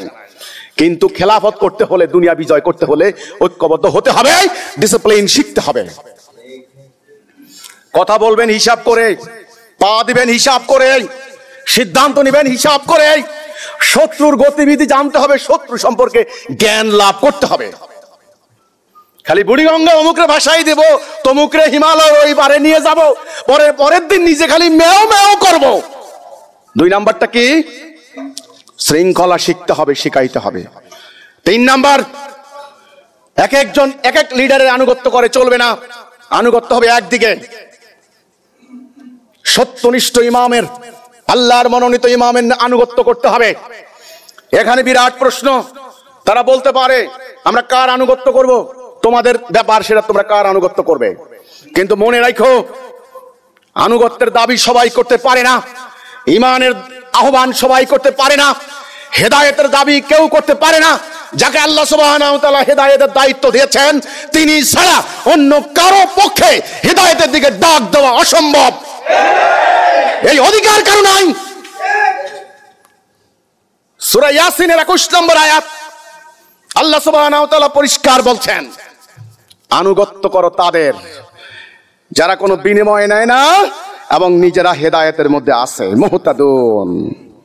যারা নিজেরাই হেদায়েতের মধ্যে নাই, তারা অন্যদেরকে ইসলামের দিকে আহ্বান করার কোনো অধিকার রাখেন না। আহ্বান করতে পারেন, লাভ নাই, জান্নাতের কোনো গ্যারান্টি সে দিতে পারবে না, পরিষ্কার। তাহলে আনুগত্য করব কার? আল্লাহর। রাসূল তো এখন নাই, তাহলে কার? এই যে আল্লাহর মনোনীত বান্দার, যিনি হবেন উলিল আমর, তিনি উলিল আমর, আল্লাহর মনোনীত কিনা, মনসুরুন কিনা, আল্লাহ সাহায্য প্রাপ্ত কিনা, সেটার প্রমাণ হবে ময়দানে, কথায়, আচরণে, আমলে সেটা প্রমাণ হবে। হে দুনিয়ার মানুষ, হিজবুত তাওহীদ আল্লাহর মনোনীত কিনা প্রমাণ যদি করতে চাও, হিজবুত তাওহীদের সামনে এসে দাঁড়াও, ইনশাআল্লাহ প্রমাণ হবে হিজবুত তাওহীদ আল্লাহর মনোনীত কিনা। যদি আমি আল্লাহর মনোনীত না হই, আমি বিনাশ হয়ে যাব। আর যদি আমি আল্লাহর মনোনীত হই, আমার বিজয় রথ কেউ থামাতে পারবে না। কাজেই অহংকার করে লাভ নাই। তোমরা মাদ্রাসায় পড়েছো, তোমরা মুফতি হয়েছো, তোমরা আলেম হয়েছো, জনগণ তোমাদের কথা শুনবে। হ্যাঁ, জনগণ শুনেছে। তোমরা বলেছো তোমরা নায়েবে নবী, ওরাসাতুল আম্বিয়া, হ্যাঁ জনগণ বিশ্বাস করেছে, জনগণ ঈমান এনেছে তোমাদের কথার উপরে, তোমাদেরকে শ্রদ্ধা করেছে, তোমাদেরকে উচ্চ আসনে বসিয়েছে, তোমাদের সমস্ত পাপ জনগণ গোপন রেখেছে, তোমাদেরকে দুধ কলা খাইয়েছে, নতুন গাভীর দুধ দিয়েছে, নিজের বাচ্চাকে খাওয়ায় নাই, তোমাদেরকে খাইয়েছে, পরম মমতায় নিজের স্বামীকে খাওয়ায় নাই, তোমাকে রান্না করে খাসির রান, মুরগির রান খাইয়েছে। তোমাকে নেওয়ার সময় যেন কষ্ট না হয়, হেলিকপ্টারে নিয়ে যাচ্ছে। জনগণ তোমাকে ওই শ্রদ্ধা, ওই সম্মান দিয়েছে, কারণ জনগণ বিশ্বাস করেছে নবী নাই, আজকে নবীর কথা তাদের মুখে শুনবো। কিন্তু তোমরা লেবাস ধারণ করে, আরবি সুরে কথা বলে তোমরা আল্লাহর সাথে বেঈমানি করেছো। তোমরা আল্লাহর দ্বীনকে অর্থের বিনিময়ে বিক্রি করে দিয়েছো। তোমরা হককে প্রত্যাখ্যান করেছো। তোমরা শিরক, কুফর, দালালা, গায়রুল্লাহকে আলিঙ্গন করে নিয়েছো। তোমরা জাতিটাকে ভুল পথে, দলালার দিকে ডাইরেকশন দিয়েছো। আমার বিরুদ্ধে ষড়যন্ত্র করে কোনো লাভ নাই, আমার কথা নয়।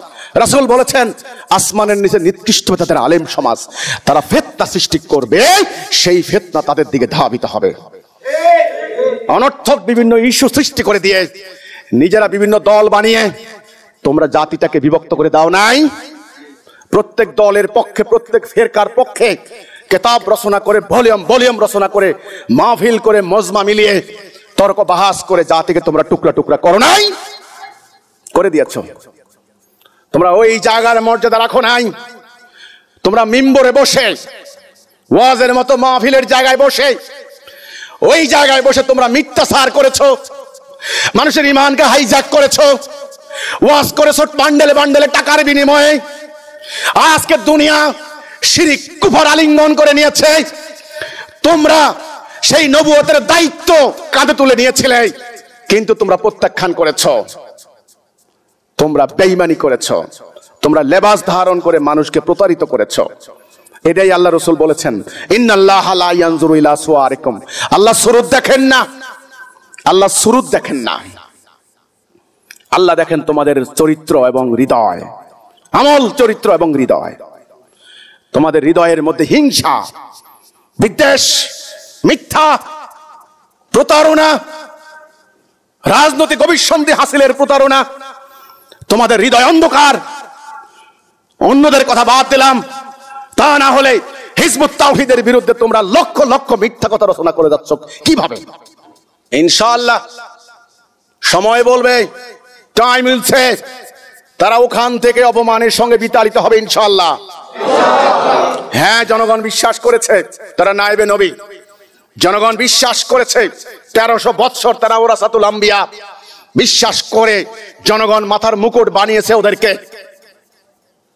মন্ত্রী পর্যন্ত গিয়ে হুজুর দোয়া করেন, সম্মান করেছে। এই সম্মানকে তোমরা নিজের স্বার্থ উদ্ধারের কাজে লাগিয়েছো। এই জন্য আল্লাহ সুবহানাহু ওয়া তাআলা সিদ্ধান্ত নিয়েছেন তোমাদেরকে এখন ওখান থেকে বিতাড়িত করা হবে। আল্লাহর সিদ্ধান্ত না হলে আমাদের মতো যাদেরকে তোমরা চাষা বুসা বলো, নিরক্ষর বলো, অজ্ঞ বলো, তাদের হুঙ্কার হজম করার ক্ষমতা তোমাদের নাই। এর থেকে বড় মুজিজা, এর থেকে বড় আয়াত, এর থেকে বড় মিরাকেল আর কি হতে পারে? তোমাদের পতন হবে, হবে বিদায় আমার মতো অথবা আমাদের মতো সাধারণ মানুষদেরকে দিয়ে আল্লাহ সুবহানাহু ওয়া তাআলা তাওহীদের পতাকা উড়িয়েছেন।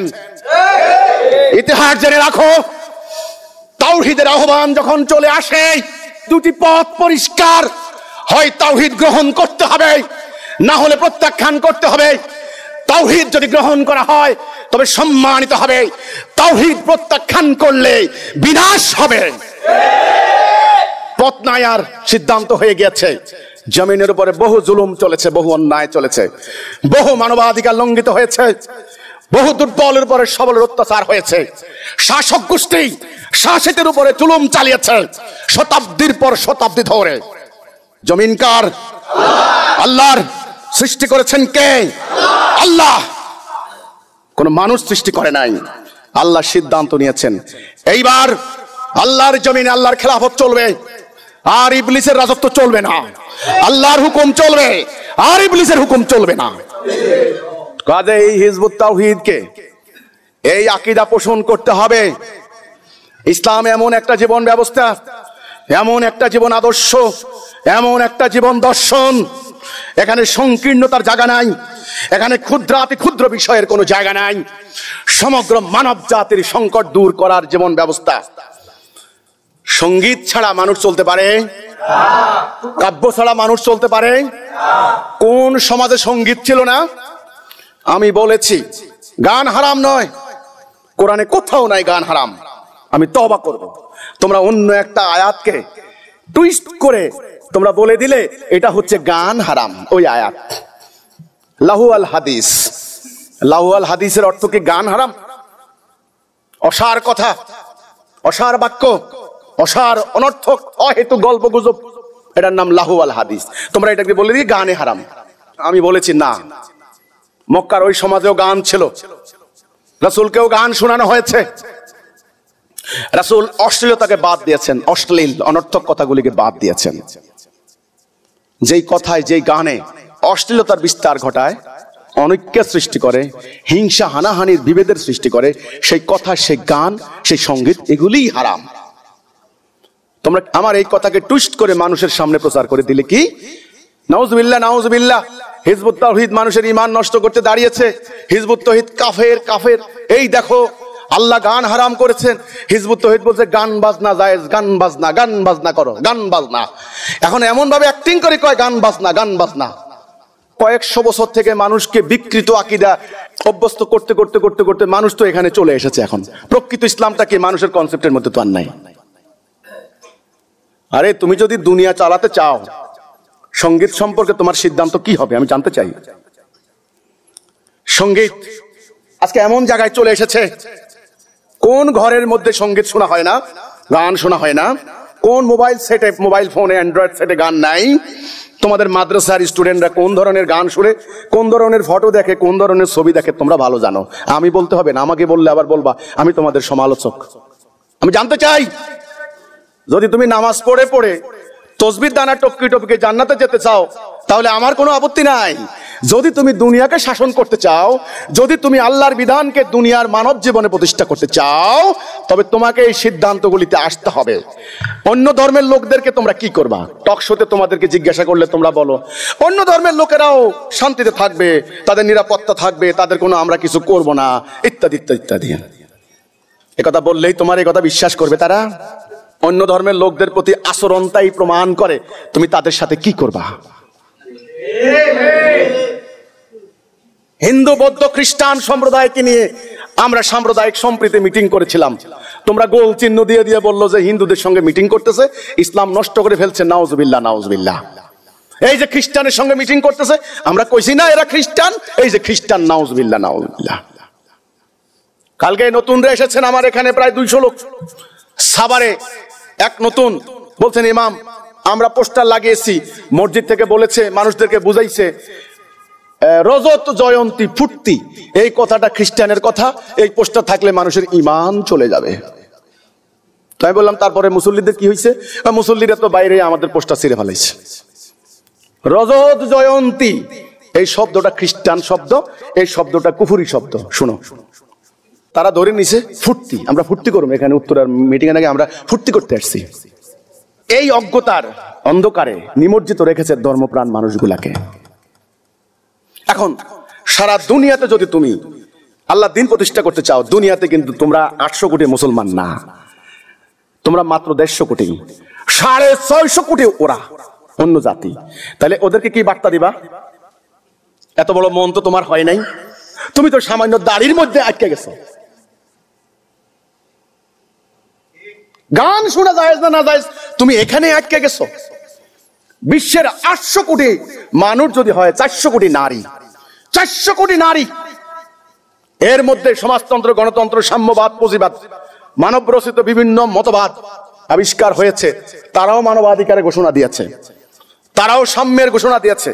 দেশে দেশে সংবিধান রচনা হয়ে গিয়েছে, জাতিসংঘের মানবাধিকার চার্টার হয়েছে, মানবাধিকার ঘোষণা হয়েছে। বহু যুদ্ধের পর বিশ্বের প্রধান রাষ্ট্রগুলি বসে যুদ্ধাহতদেরকে কি অধিকার, সারেন্ডার যারা করবে বন্দীদের কি অধিকার, জেনেভা কনভেনশন হয় নাই? জেনেভা কনভেনশন হয়েছে, দেশে দেশে সংবিধান রচিত হয়েছে। সেই সংবিধানগুলির মধ্যে খাদ্যের নিশ্চয়তা, বস্ত্রের নিশ্চয়তা, অন্যের নিশ্চয়তা, কথা বলার নিশ্চয়তা, স্বাধীনতা ইত্যাদি দেওয়া হয়েছে, ইত্যাদি নিশ্চিত করেছে। বিশ্বের বাকি মানুষদের কাছে তো এখন আর ধর্মের কোনো প্রয়োজন নাই। যদি আপনি ইসলামকে, আমি আকীদার কথা বলছি, কনসেপ্ট, ইসলামকে এমন একটা জীবন দর্শন, জীবন ব্যবস্থা মনে করেন যে সমগ্র মানব জাতি এই জীবন ব্যবস্থা গ্রহণ করুক, এই জীবন ব্যবস্থার আপ্লুত হোক, এই জীবন দর্শন তার ব্যক্তিগত জীবন, পারিবারিক জীবন, রাজনৈতিক জীবন, অর্থনৈতিক জীবনে গ্রহণ করুক, যদি আপনি চান, এবং এটাই চাওয়া উচিত, কারণ এটাই ছিল রাসূলের শিক্ষা, রাসূলের উদ্দেশ্য এবং কোরআন নাযিলের উদ্দেশ্য। তাহলে নারীদের সম্পর্কে দৃষ্টিভঙ্গি কি? মানুষ আপনার কোরআন খুলে দেখবে না যে কোরআনের মধ্যে নারীদের ব্যাপারে কি কি মহান কথা, মহৎ কথা বলা আছে। মানুষ দেখবে নারীদের সম্পর্কে মুসলমানদের, আলেমদের, ধর্মগুরুদের দৃষ্টিভঙ্গি কি। সারা পৃথিবীর নারী জাতিকে যদি এই মহান আদর্শে উদ্দীপ্ত করতে হয়, আল্লাহ দিন প্রতিষ্ঠা করতে হয়, দিন প্রতিষ্ঠার সৈনিক বানাতে হয়, অন্তত হেদায়েতে আনতে হয়, তাহলে মুসলমানরা মেয়েদের চেহারা দেখা যাবে কি যাবে না? রূপ লাক করা জায়েজ না না জায়েজ? লিপস্টিক দেওয়া জায়েজ না না জায়েজ? মেয়েরা মোটরসাইকেল চালালে কিয়ামতের আলামত, মসজিদে ঢুকলে মসজিদ নাপাক হয়ে যাবে, কবরস্থানের পাশ দিয়ে গেলে কবরে আযাব শুরু হয়ে যাবে, কল কারখানায় ফ্যাক্টরিতে মেয়েরা কাজ করলে দায়ুস হয়ে যাবে। এই ধরনের দৃষ্টিভঙ্গি, এই ধরনের সংকীর্ণতা, এই ধরনের কুপমণ্ডকতা তাহলে লালন করতে পারবেন না। শরিয়তের মাসলা মাসাইল জরুরি, হ্যাঁ স্বীকার করছি। মাসলা মাসাইল মানে কি? বিধি বিধান, মাসলা মাসাইল, বহু বচন মাসাইল। মাসাইল আপনি সালাহ কেমনে করবেন, ওযুর কেমনে নিয়ম, ওযু ভঙ্গের কারণ কি, সালাহ ভঙ্গের কারণ কি, মাসলা শুরু হলো। শুরু হতে হতে এবার বিচার প্রক্রিয়া পর্যন্ত মাসলা আছে। মাসলা মাসাইল ছাড়া ইসলাম চলে না, আমি স্বীকার করি। কিন্তু সেটা কতটুকু? সিরাতুল মুস্তাকিম মানে কি? ভারসাম্য মানে কি? ওয়াসাতা মানে কি? যা দরকার ততটুকু, বাড়াবাড়ি নিষিদ্ধ। পর্দা মেনে চলবে। নারী পুরুষের শারীরিক কাঠামো আলাদা। অতিরিক্ত কাপড় দিয়ে তাদের অতিরিক্ত অঙ্গ ঢেকে রাখবে, এটা ফরজ, এটা বাধ্যতামূলক। প্রাইভেট পার্ট যাকে বলা হয়, পুরুষেরও পর্দা আছে, নারীরও পর্দা আছে। শালীনতার সঙ্গে, ভদ্রতার সঙ্গে, আল্লাহ রাসূলের সীমারেখা মেনে নিয়ে জাতীয়, সামাজিক, সামরিক সকল কাজে নারীরা অংশগ্রহণ করতে পারবে, সে নিশ্চয়তা ইসলাম দেয়। নারীদের যোগ্যতা, প্রজ্ঞা, অভিজ্ঞতা, তাদের লিডারশিপ, তাদের জ্ঞান, তাদের সাহস ইত্যাদিকে ইসলাম স্বীকৃতি দেয়, এদের কাজে লাগায়। রাসূল কাজে লাগিয়েছেন। তারা অধিকার পাবে সেনাবাহিনীতে কাজ করার, তারা অধিকার পাবে পুলিশ বাহিনীতে কাজ করার, তারা বিজ্ঞানাগারে কাজ করবে, তারা স্কুল কলেজ বিশ্ববিদ্যালয়ে যাবে, তারা কলকারখানায় কাজ করবে, শালীনতার সঙ্গে, ভদ্রতার সঙ্গে। মুসলমান আলেমরা যদি, ধর্মগুরুরা, ধর্মতাত্ত্বিকরা যদি এই নিয়ে তর্ক করেন যে লিপস্টিক লাগালে জাহান্নাম যাবে, ব্রুপ প্লাক করা জায়েজ না না জায়েজ, আপনারা এত সংকীর্ণতার মধ্যে যদি আটকে থাকেন, সমগ্র মানব জাতির নারীদেরকে, সমগ্র নারী জাতিকে এই দিনের মধ্যে আনতে পারবেন না। আপনারা বাড়াবাড়ি করে করে সংকীর্ণ ক্ষুদ্রতার মধ্যে আটকে গেছেন, মাকড়সা জালের মতো। জাল সৃষ্টি করে দেওয়া হয়েছে। আমি আগে বলেছি মাসলা মাসাইল দরকার আছে, দিনের বিধিবিধান যেটা বাধ্যতামূলক বিধিবিধান জানা দরকার। বাড়াবাড়ি নিষিদ্ধ। ব্যাখ্যা, আরো ব্যাখ্যা, অতি ব্যাখ্যা, সূক্ষ্ম ব্যাখ্যা, এই করতে করতে করতে বড় কিছু হারিয়ে যায়। আমাদের সেটা হয়েছে।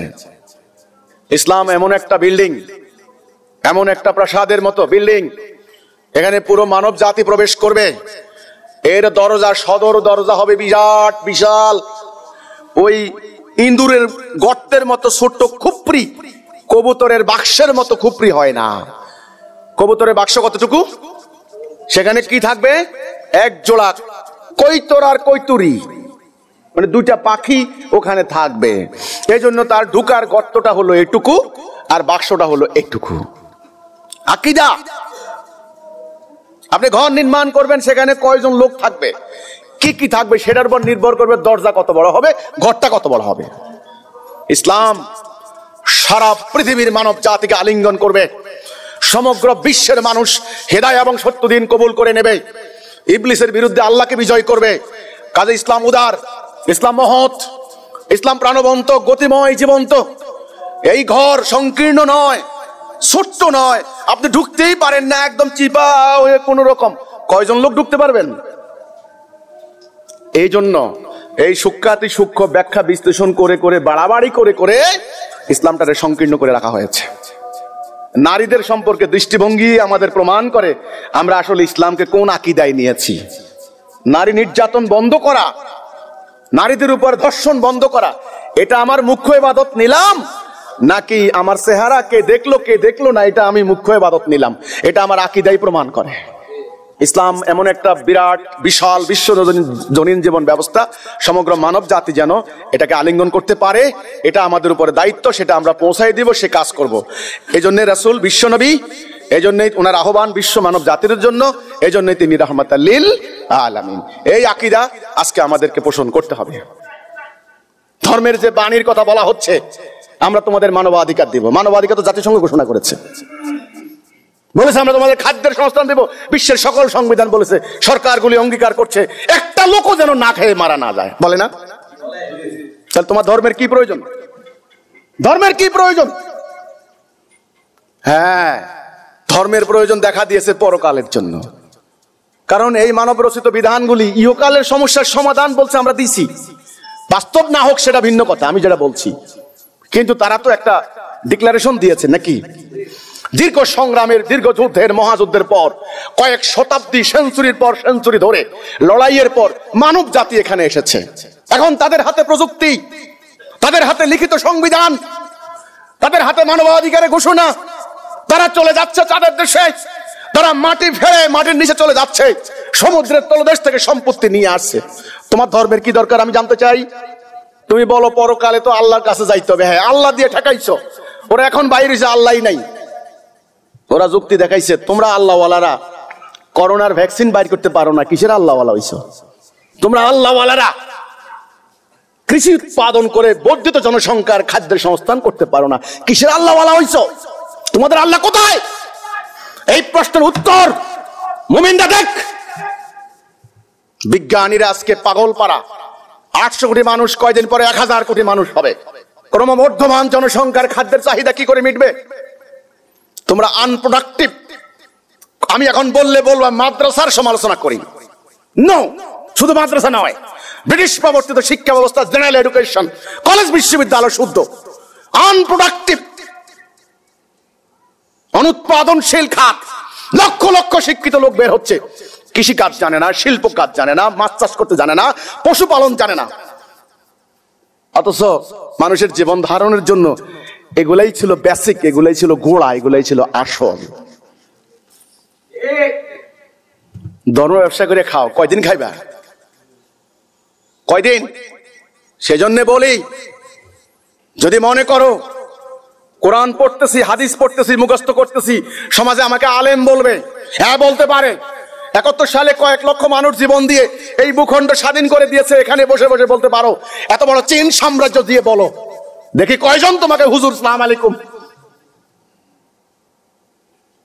যদি মনে করো মাদ্রাসা পড়েছি, কোরআন শিখেছি, হাদিস শিখেছি, হেফজ করেছি, টাকা কামাই করবো, ভিক্ষা করবো, তাহলে আমার কোনো কথা নাই, আমার কোনো কথা নাই তোমাদের সাথে।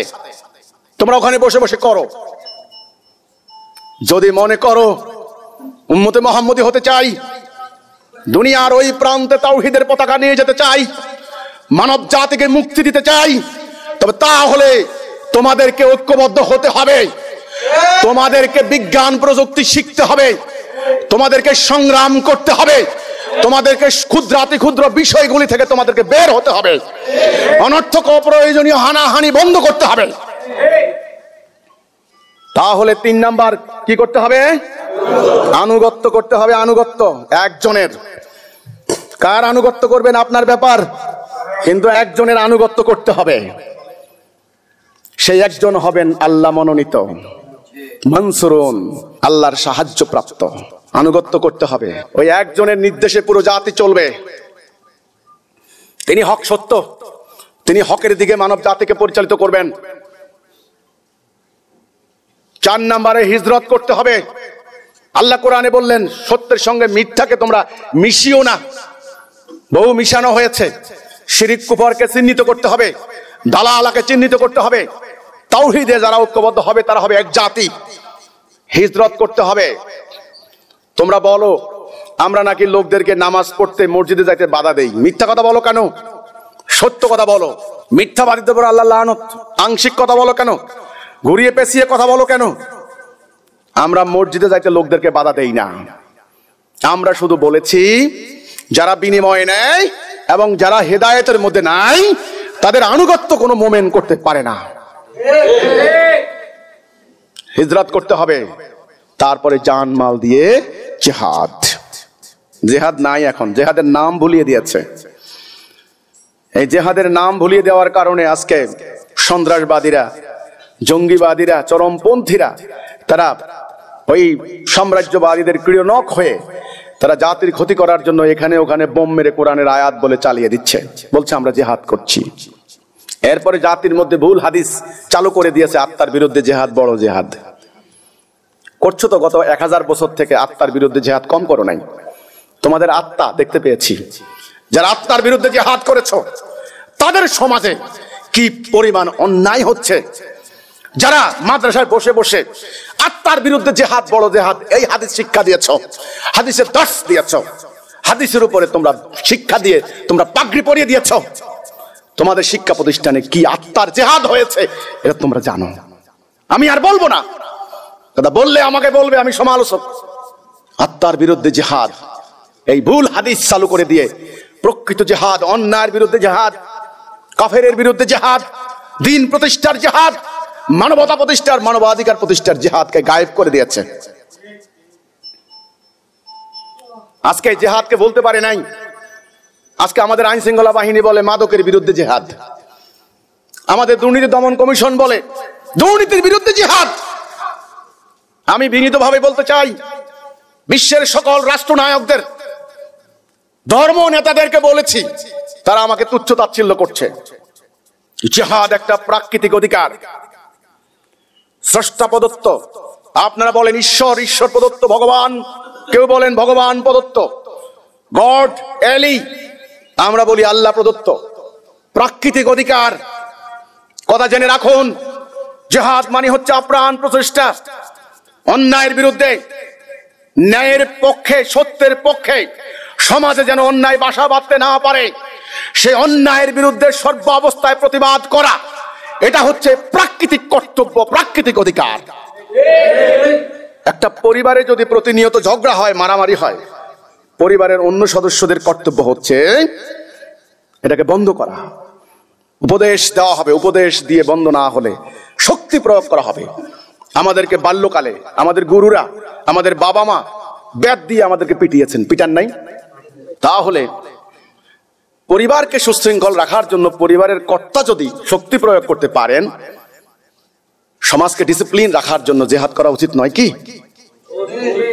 রাষ্ট্রকে সুশৃঙ্খল রাখার জন্য রাষ্ট্রের কর্তৃপক্ষের জিহাদ করা উচিত নয় কি? এ তো প্রাকৃতিক কর্তব্য। আরবি শব্দ বলেই ঘৃণা করার তো কিছু নাই। দুর্ভাগ্যজনক আমাদের ওই সন্ত্রাসবাদীরা, যাদের কোনো আকীদা নাই, ঈমান নাই, তারা ভুল পথে, দালালাতে তারা এই শব্দটাকে ব্যবহার করেছে, ফলে এই শব্দটার মাহাত্ম্য, গৌরব, মর্যাদা ম্লান হয়ে গিয়েছে। কিন্তু জিহাদ শব্দের অর্থ হচ্ছে আপ্রাণ প্রচেষ্টা, আল্লাহর দ্বীন প্রতিষ্ঠা করার জন্য, মানুষের সাম্য, মানুষের সমাজে শান্তি প্রতিষ্ঠা করার জন্য জিহাদ। এখন আপনারা কি করলেন?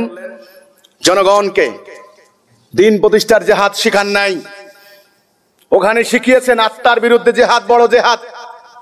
কিন্তু রাজনৈতিক স্বার্থ উদ্ধারের জন্য বিভিন্ন ইস্যু সৃষ্টি করে দিয়ে জনগণকে রাজপথে এনে এবার নারে তাকবীর আল্লাহু আকবার করে কয়দিন পরে বাস আপনারা ইস্যু চাপা পড়ে গেছে, সরকার কিছু দিয়েছে অথবা কোনো একটা আন্ডারস্ট্যান্ডিং হয়েছে, বা যা যার ঘরে বাড়িতে চলে গেছে। এটা কি জিহাদ?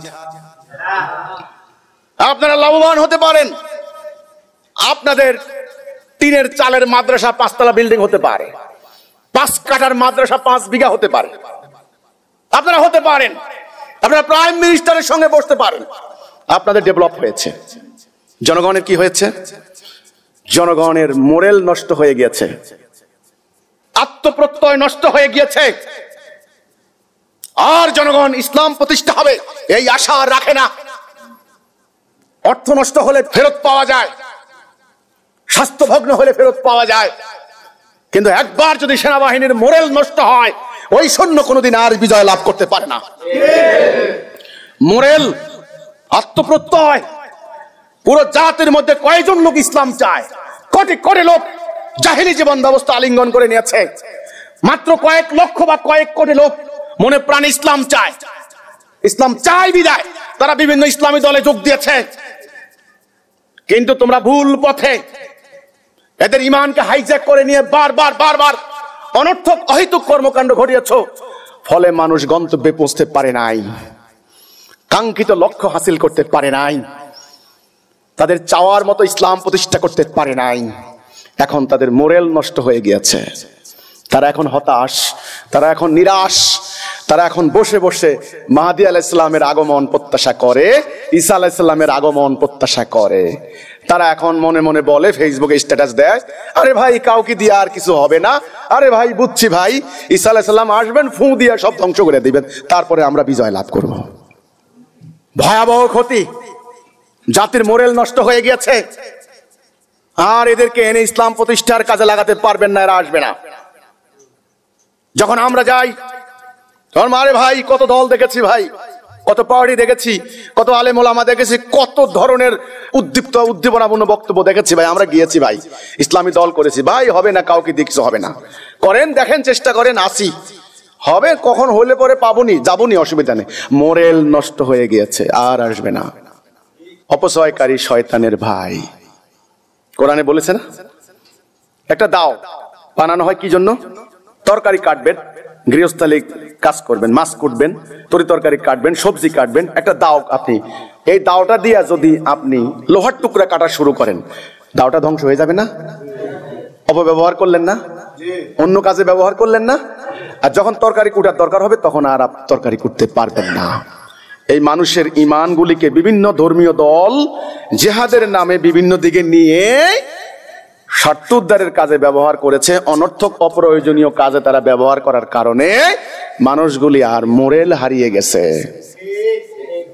তারা আর বিশ্বাস করে না, নিজের উপর বিশ্বাস নাই, কোনো নেতৃত্বের উপর বিশ্বাস নাই, একটা পর্যায়ে আল্লাহর উপর থেকেও বিশ্বাস হারায়। কিন্তু মন এত শক্তিশালী, আত্মা সহজে হারাইতে পারে না, কিন্তু দুদুল্যমান অবস্থায় চলে আসে। তখন তারা একটা ইনফেরিয়রিটি কমপ্লেক্সে পড়ে যায়, হীনমন্যতায় ভুগে তারা। সারা দুনিয়ার 150 কোটি মানুষ এই হীনমন্যতায় আপ্লুত হয়ে গিয়েছে। এখন তারা ধরেই নিয়েছে তারা পরাজিত জাতি, তারা ধরেই নিয়েছে জ্ঞান বিজ্ঞান প্রযুক্তির লিড দিবে এখন তারা, এরা খালি অনুসরণ করবে। তারা ধরেই নিয়েছে অ্যাটম বোম বানাবে তারা, এরা খালি বোমা খাবে। তারা ধরেই নিয়েছে বিশ্বের সমস্ত বড় বড় কাজ আঞ্জাম দিবে তারা, এরা শুধু অনুসরণ করবে। এরা এখন ধরেই নিয়েছে, এটার নাম ইনফেরিয়রিটি কমপ্লেক্স, হীনমন্যতায় আপ্লুত হওয়া। জিহাদের ভুল ব্যাখ্যার কারণে, অনৈক্যের কারণে, ধর্মকে ভুল পথে ব্যবহার করার কারণে এটা হয়েছে। জাতির মোরাল নষ্ট হয়ে গিয়েছে, যারা ইসলাম চায় তাদের মোরাল নষ্ট হয়ে গিয়েছে। তারপরে কি হলো, পুরো জাতিকে একটা হীনমন্যতায় পেয়ে বসেছে। সংখ্যার বাহাদুরি, কোটি কোটি লোক নিয়ে আসেন, সংখ্যা দেখান। আকিদা এই মন মানসিকতা পাল্টে দেবে, সমাজ পাল্টে দেবে। মুসলমান কি করবে কি করবে না ধারণা পাল্টে দেবে। যদি সে মনে করে আমার উপর দায়িত্ব হচ্ছে পৃথিবীময় সত্য দিন প্রতিষ্ঠা করা এবং সেটার সংগ্রামের মাধ্যমে, তবে অবশ্যই সে ঐক্যবদ্ধ হয়ে যাবে, অবশ্যই সেই সংগ্রামী হবে, বহির্মুখী হবে, অন্তর্মুখী হবে না। অবশ্যই সেই ঐক্যবদ্ধ হবে এবং একজন নেতার আদেশ মানবে, অবশ্যই সেই সংগ্রামী হবে। আর যদি সে মনে করে বিভিন্ন ধরনের মাসলা মাসাইল আমল আকলাক করে আমি জান্নাত চলে যাব, তবে সে অন্তর্মুখী হবে, ঘরমুখী হবে, ঘরের দরজা বন্ধ করে তাহাজ্জুদ পড়বে। সমাজের মানুষ কি অশান্তির মধ্যে আছে দেখার টাইম নাই তার। এরকম কোটি কোটি কোটি কোটি তাহাজ্জুদ গুজারির আল্লাহর কিচ্ছু যায় আসে না। সেজন্যে আল্লাহ রসুল একটা ইস্পাত কঠিন ঐক্যবদ্ধ জাতি তৈরি করলেন, যে জাতির নাম উম্মতে মুহাম্মাদী। যেই জাতিটা আজকের মতো এত শিক্ষা দীক্ষা ছিল না, এত বড় আল্লামা শায়েখ দরবেশ ছিলেন না, মোমেন ছিলেন। তারা ঐক্যবদ্ধ হয়ে একজন নেতার আদেশ মেনে তারা সংগ্রাম করে অদ্য দুনিয়ায় দিন প্রতিষ্ঠা করলেন। আজকে সেই দিনের আকীদা, সেই কনসেপ্ট, সেই ধারণা আজকে মুসলমানদের থেকে হারিয়ে গিয়েছে। হিজবুত তাওহীদ আন্দোলনের কর্তব্য হচ্ছে মুসলমানদেরকে আবারও সেই আকীদা ধরিয়ে দেওয়া, আবারও সেই বিশ্বের অভিমুখী তাদেরকে ধাবিত করা, আবারও তাদেরকে জীবন্ত করা, আবারও তাদেরকে মৃত অবস্থা থেকে জীবন দেওয়া। তারা কবরে ঢুকে গিয়েছে, গর্তে ঢুকে গিয়েছে, সে গর্ত থেকে তাদেরকে বের করা। তারা টুকরো টুকরো হয়ে গিয়েছে, এই টুকরো টুকরো হয়ে ছড়িয়ে ছিটিয়ে থাকা এই টুকরাগুলিকে আবার ঐক্যবদ্ধ করা। ঐক্যবদ্ধ না করলে খেলাফত করতে পারবেন না, ঐক্যবদ্ধ না করলে মানবাধিকার প্রতিষ্ঠা করতে পারবেন না, বিশ্বকে লিড দিতে পারবেন না। সেজন্য মানসিক অবস্থার পরিবর্তন করতে হবে, সংকীর্ণতার ঊর্ধ্বে উঠতে হবে, পৃথিবীর সমস্ত মানুষকে নিয়ে বসবাস করার মতো মানসিকতা ধারণ করতে হবে। সামান্য কিছু দেখলেই মাথা গরম হয়ে যায়, এত সেন্টিমেন্টাল হলে চলে না। তাহলে মানুষকে পরিবর্তন করে কিসে? আকীদা। আকীদা। ইসলাম কি, কেন? নবী করিম সাল্লাল্লাহু আলাইহি সাল্লামকে বলা হয়েছিল, খাব্বাব রাদিয়াল্লাহু তাআলা আনহু, প্রথম দিকে যে কয়জন সাহাবীর উপরে নির্যাতন চলেছিল এর মধ্যে খাব্বাব রাদিয়াল্লাহু তাআলা আনহু একজন। তিনি বলছেন, নবী তখন কাবা ঘরের দেওয়ালে হেলান দিয়ে বসে আছেন, বলছেন যে ইয়া রাসূলুল্লাহ, অত্যাচার আর সহ্য হয় না, আল্লাহর কাছে দোয়া করেন এই জালেমরা যেন ধ্বংস হয়ে যায়। আল্লাহ রাসূল সোজা হয়ে বসলেন গুরুত্ব বোঝানোর জন্য, বললেন কি বললে তুমি? আমি দোয়া করব এরা যেন ধ্বংস হয়ে যায়? অপেক্ষা করো, সময় আসবে, একা একটা মেয়ে মানুষ রাতের অন্ধকারে হেঁটে যাবে, আল্লাহ এবং বন্য জন্তুর ভয় ছাড়া কোনো ভয় থাকবে না। উদ্দেশ্যটা খেয়াল করুন। তখন নির্যাতন চলছিল, তখন ঈমান আনে নাই এতগুলি মানুষ, আল্লাহ সার্বভৌমত্ব প্রতিষ্ঠা হয়নি, তখন রাসূল এই ভবিষ্যৎবাণী করছেন, আজকে তোমাদের উপর নির্যাতন হচ্ছে, অপেক্ষা করো, সহ্য করো, ধৈর্য ধরো, সামনে তোমাদের এই কোরবানির বিনিময় আসতেছে। সেটা কি? একা একটা মেয়ে মানুষ হেঁটে যাবে রাতের অন্ধকারে স্বর্ণ অলংকার পরিহিত অবস্থায়, তার কোনো ভয় নাই, এমন নিরাপত্তা নিশ্চিত হবে। ওই মেয়ে মানুষ হিন্দু মেয়ে না মুসলমান মেয়ে না ইহুদি মেয়ে, রাসূল বলেছিলেন? বলেন। বিদায় হজের ভাষণে রাসূল কি বললেন? আরবের উপর অনারবের কোনো শ্রেষ্ঠত্ব নাই, সাদার উপরে কালোর কোনো শ্রেষ্ঠত্ব নাই, কোনো বর্ণবাদ রইল আর। মক্কা বিজয়ের দিন তিনি কাবাঘর পরিষ্কার করে তিনি অদ্দুলঙ্গ বেলালকে বললেন, নিপীড়িত নির্যাতিত বেলাল, কৃতদাস বেলাল, বললেন কাবার উপরে উঠো, আজান দাও, আল্লাহর সার্বভৌমত্ব ঘোষণা করো। তিনি প্রমাণ দিলেন ওনার এই সংগ্রামের, এই কোরবানির, এই যুদ্ধের, এই জাতিটাকে ঐক্যবদ্ধ করার, ডিসিপ্লিন করার, বহির্মুখী করার লক্ষ্যই ছিল একটা, ওই যে প্রথমে যে কথা বললেন, মানব সমাজে নিরাপত্তা নিশ্চিত করা। এবং এই বেলালকে কাবার উপরে উঠিয়ে প্রমাণ দিলেন নিপীড়িত নির্যাতিত মানুষের সম্মান বৃদ্ধি করা, সম্মান উঠানো। মানুষ ঊর্ধ্বে, মানবতা ঊর্ধ্বে, সকল কিছুর ঊর্ধ্বে মানবতা, মানুষ। এটাই হলো ধর্মের মূল আকীদা, ইসলামের মূল লক্ষ্য। আত্মা, আজকে এই আত্মা নাই, আত্মাবিহীন শরীর, আপনারা বলবেন ডেড বডি, মরা। আত্মাবিহীন ইসলাম আজকে মরা। নামাজ হচ্ছে, রোজা হচ্ছে, হজ হচ্ছে, মানে অন্যান্য অঙ্গ প্রত্যঙ্গ ঠিকই আছে, কিন্তু ইসলামের যে উদ্দেশ্য, যে আকীদা, ইসলাম যে উদ্দেশ্যে আগমন হয়েছে মানব জাতিকে শান্তি দেওয়া, সেই জায়গায় মুসলমানদের সেই আকীদা এখন আর নাই। এখন সেই আকীদাকে পুনরুদ্ধার করার জন্য, সেই লক্ষ্যকে ঠিক করার জন্য আজকে জাতিটাকে তাওহীদের পতাকা তলে ঐক্যবদ্ধ করতে হবে। এটাই আমাদের মিশন, এটাই আমাদের অঙ্গীকার, এটাই আমাদের প্রস্তাব, এটাই আমাদের আহ্বান। এই ছাড়া আমাদের আর কোনো কথা নাই। এখন আমাদের দাবি হবে একটা, সবাই মিলে এই কথার উপরে আসা, লা ইলাহা ইল্লাল্লাহ। আমরা আল্লাহর হুকুম বিধান ছাড়া, আল্লাহর সার্বভৌমত্ব ছাড়া আর কারো সার্বভৌমত্ব মানব না। হুকুম চলবে কার? আল্লাহ। জাতি হবে কয়টা? একটা। ইমাম কয়জন? একজন। অহংকার করে কোনো লাভ নাই, আসতে হবে একের আন্ডারে। আসবেন না, বিনাশ হবে। কারণ আল্লাহর সাহায্য ছাড়া কেউ বিজয় লাভ করতে পারবে না। ইসলাম এমন একটা বিরাট বিশাল বিশ্বজনীন জীবন ব্যবস্থা, সমগ্র মানব জাতি যেন এটাকে আলিঙ্গন করতে পারে, এটা আমাদের উপরে দায়িত্ব, সেটা আমরা পৌঁছাই দিব, সে কাজ করব। এই জন্য রাসূল বিশ্বনবী, এই জন্যই ওনার আহ্বান বিশ্ব মানব জাতির জন্য, এই জন্যই তিনি রাহমাতাল লিল আলামিন। এই আকীদা আজকে আমাদেরকে পোষণ করতে হবে। আল্লাহ হাফেজ, সালামু আলাইকুম।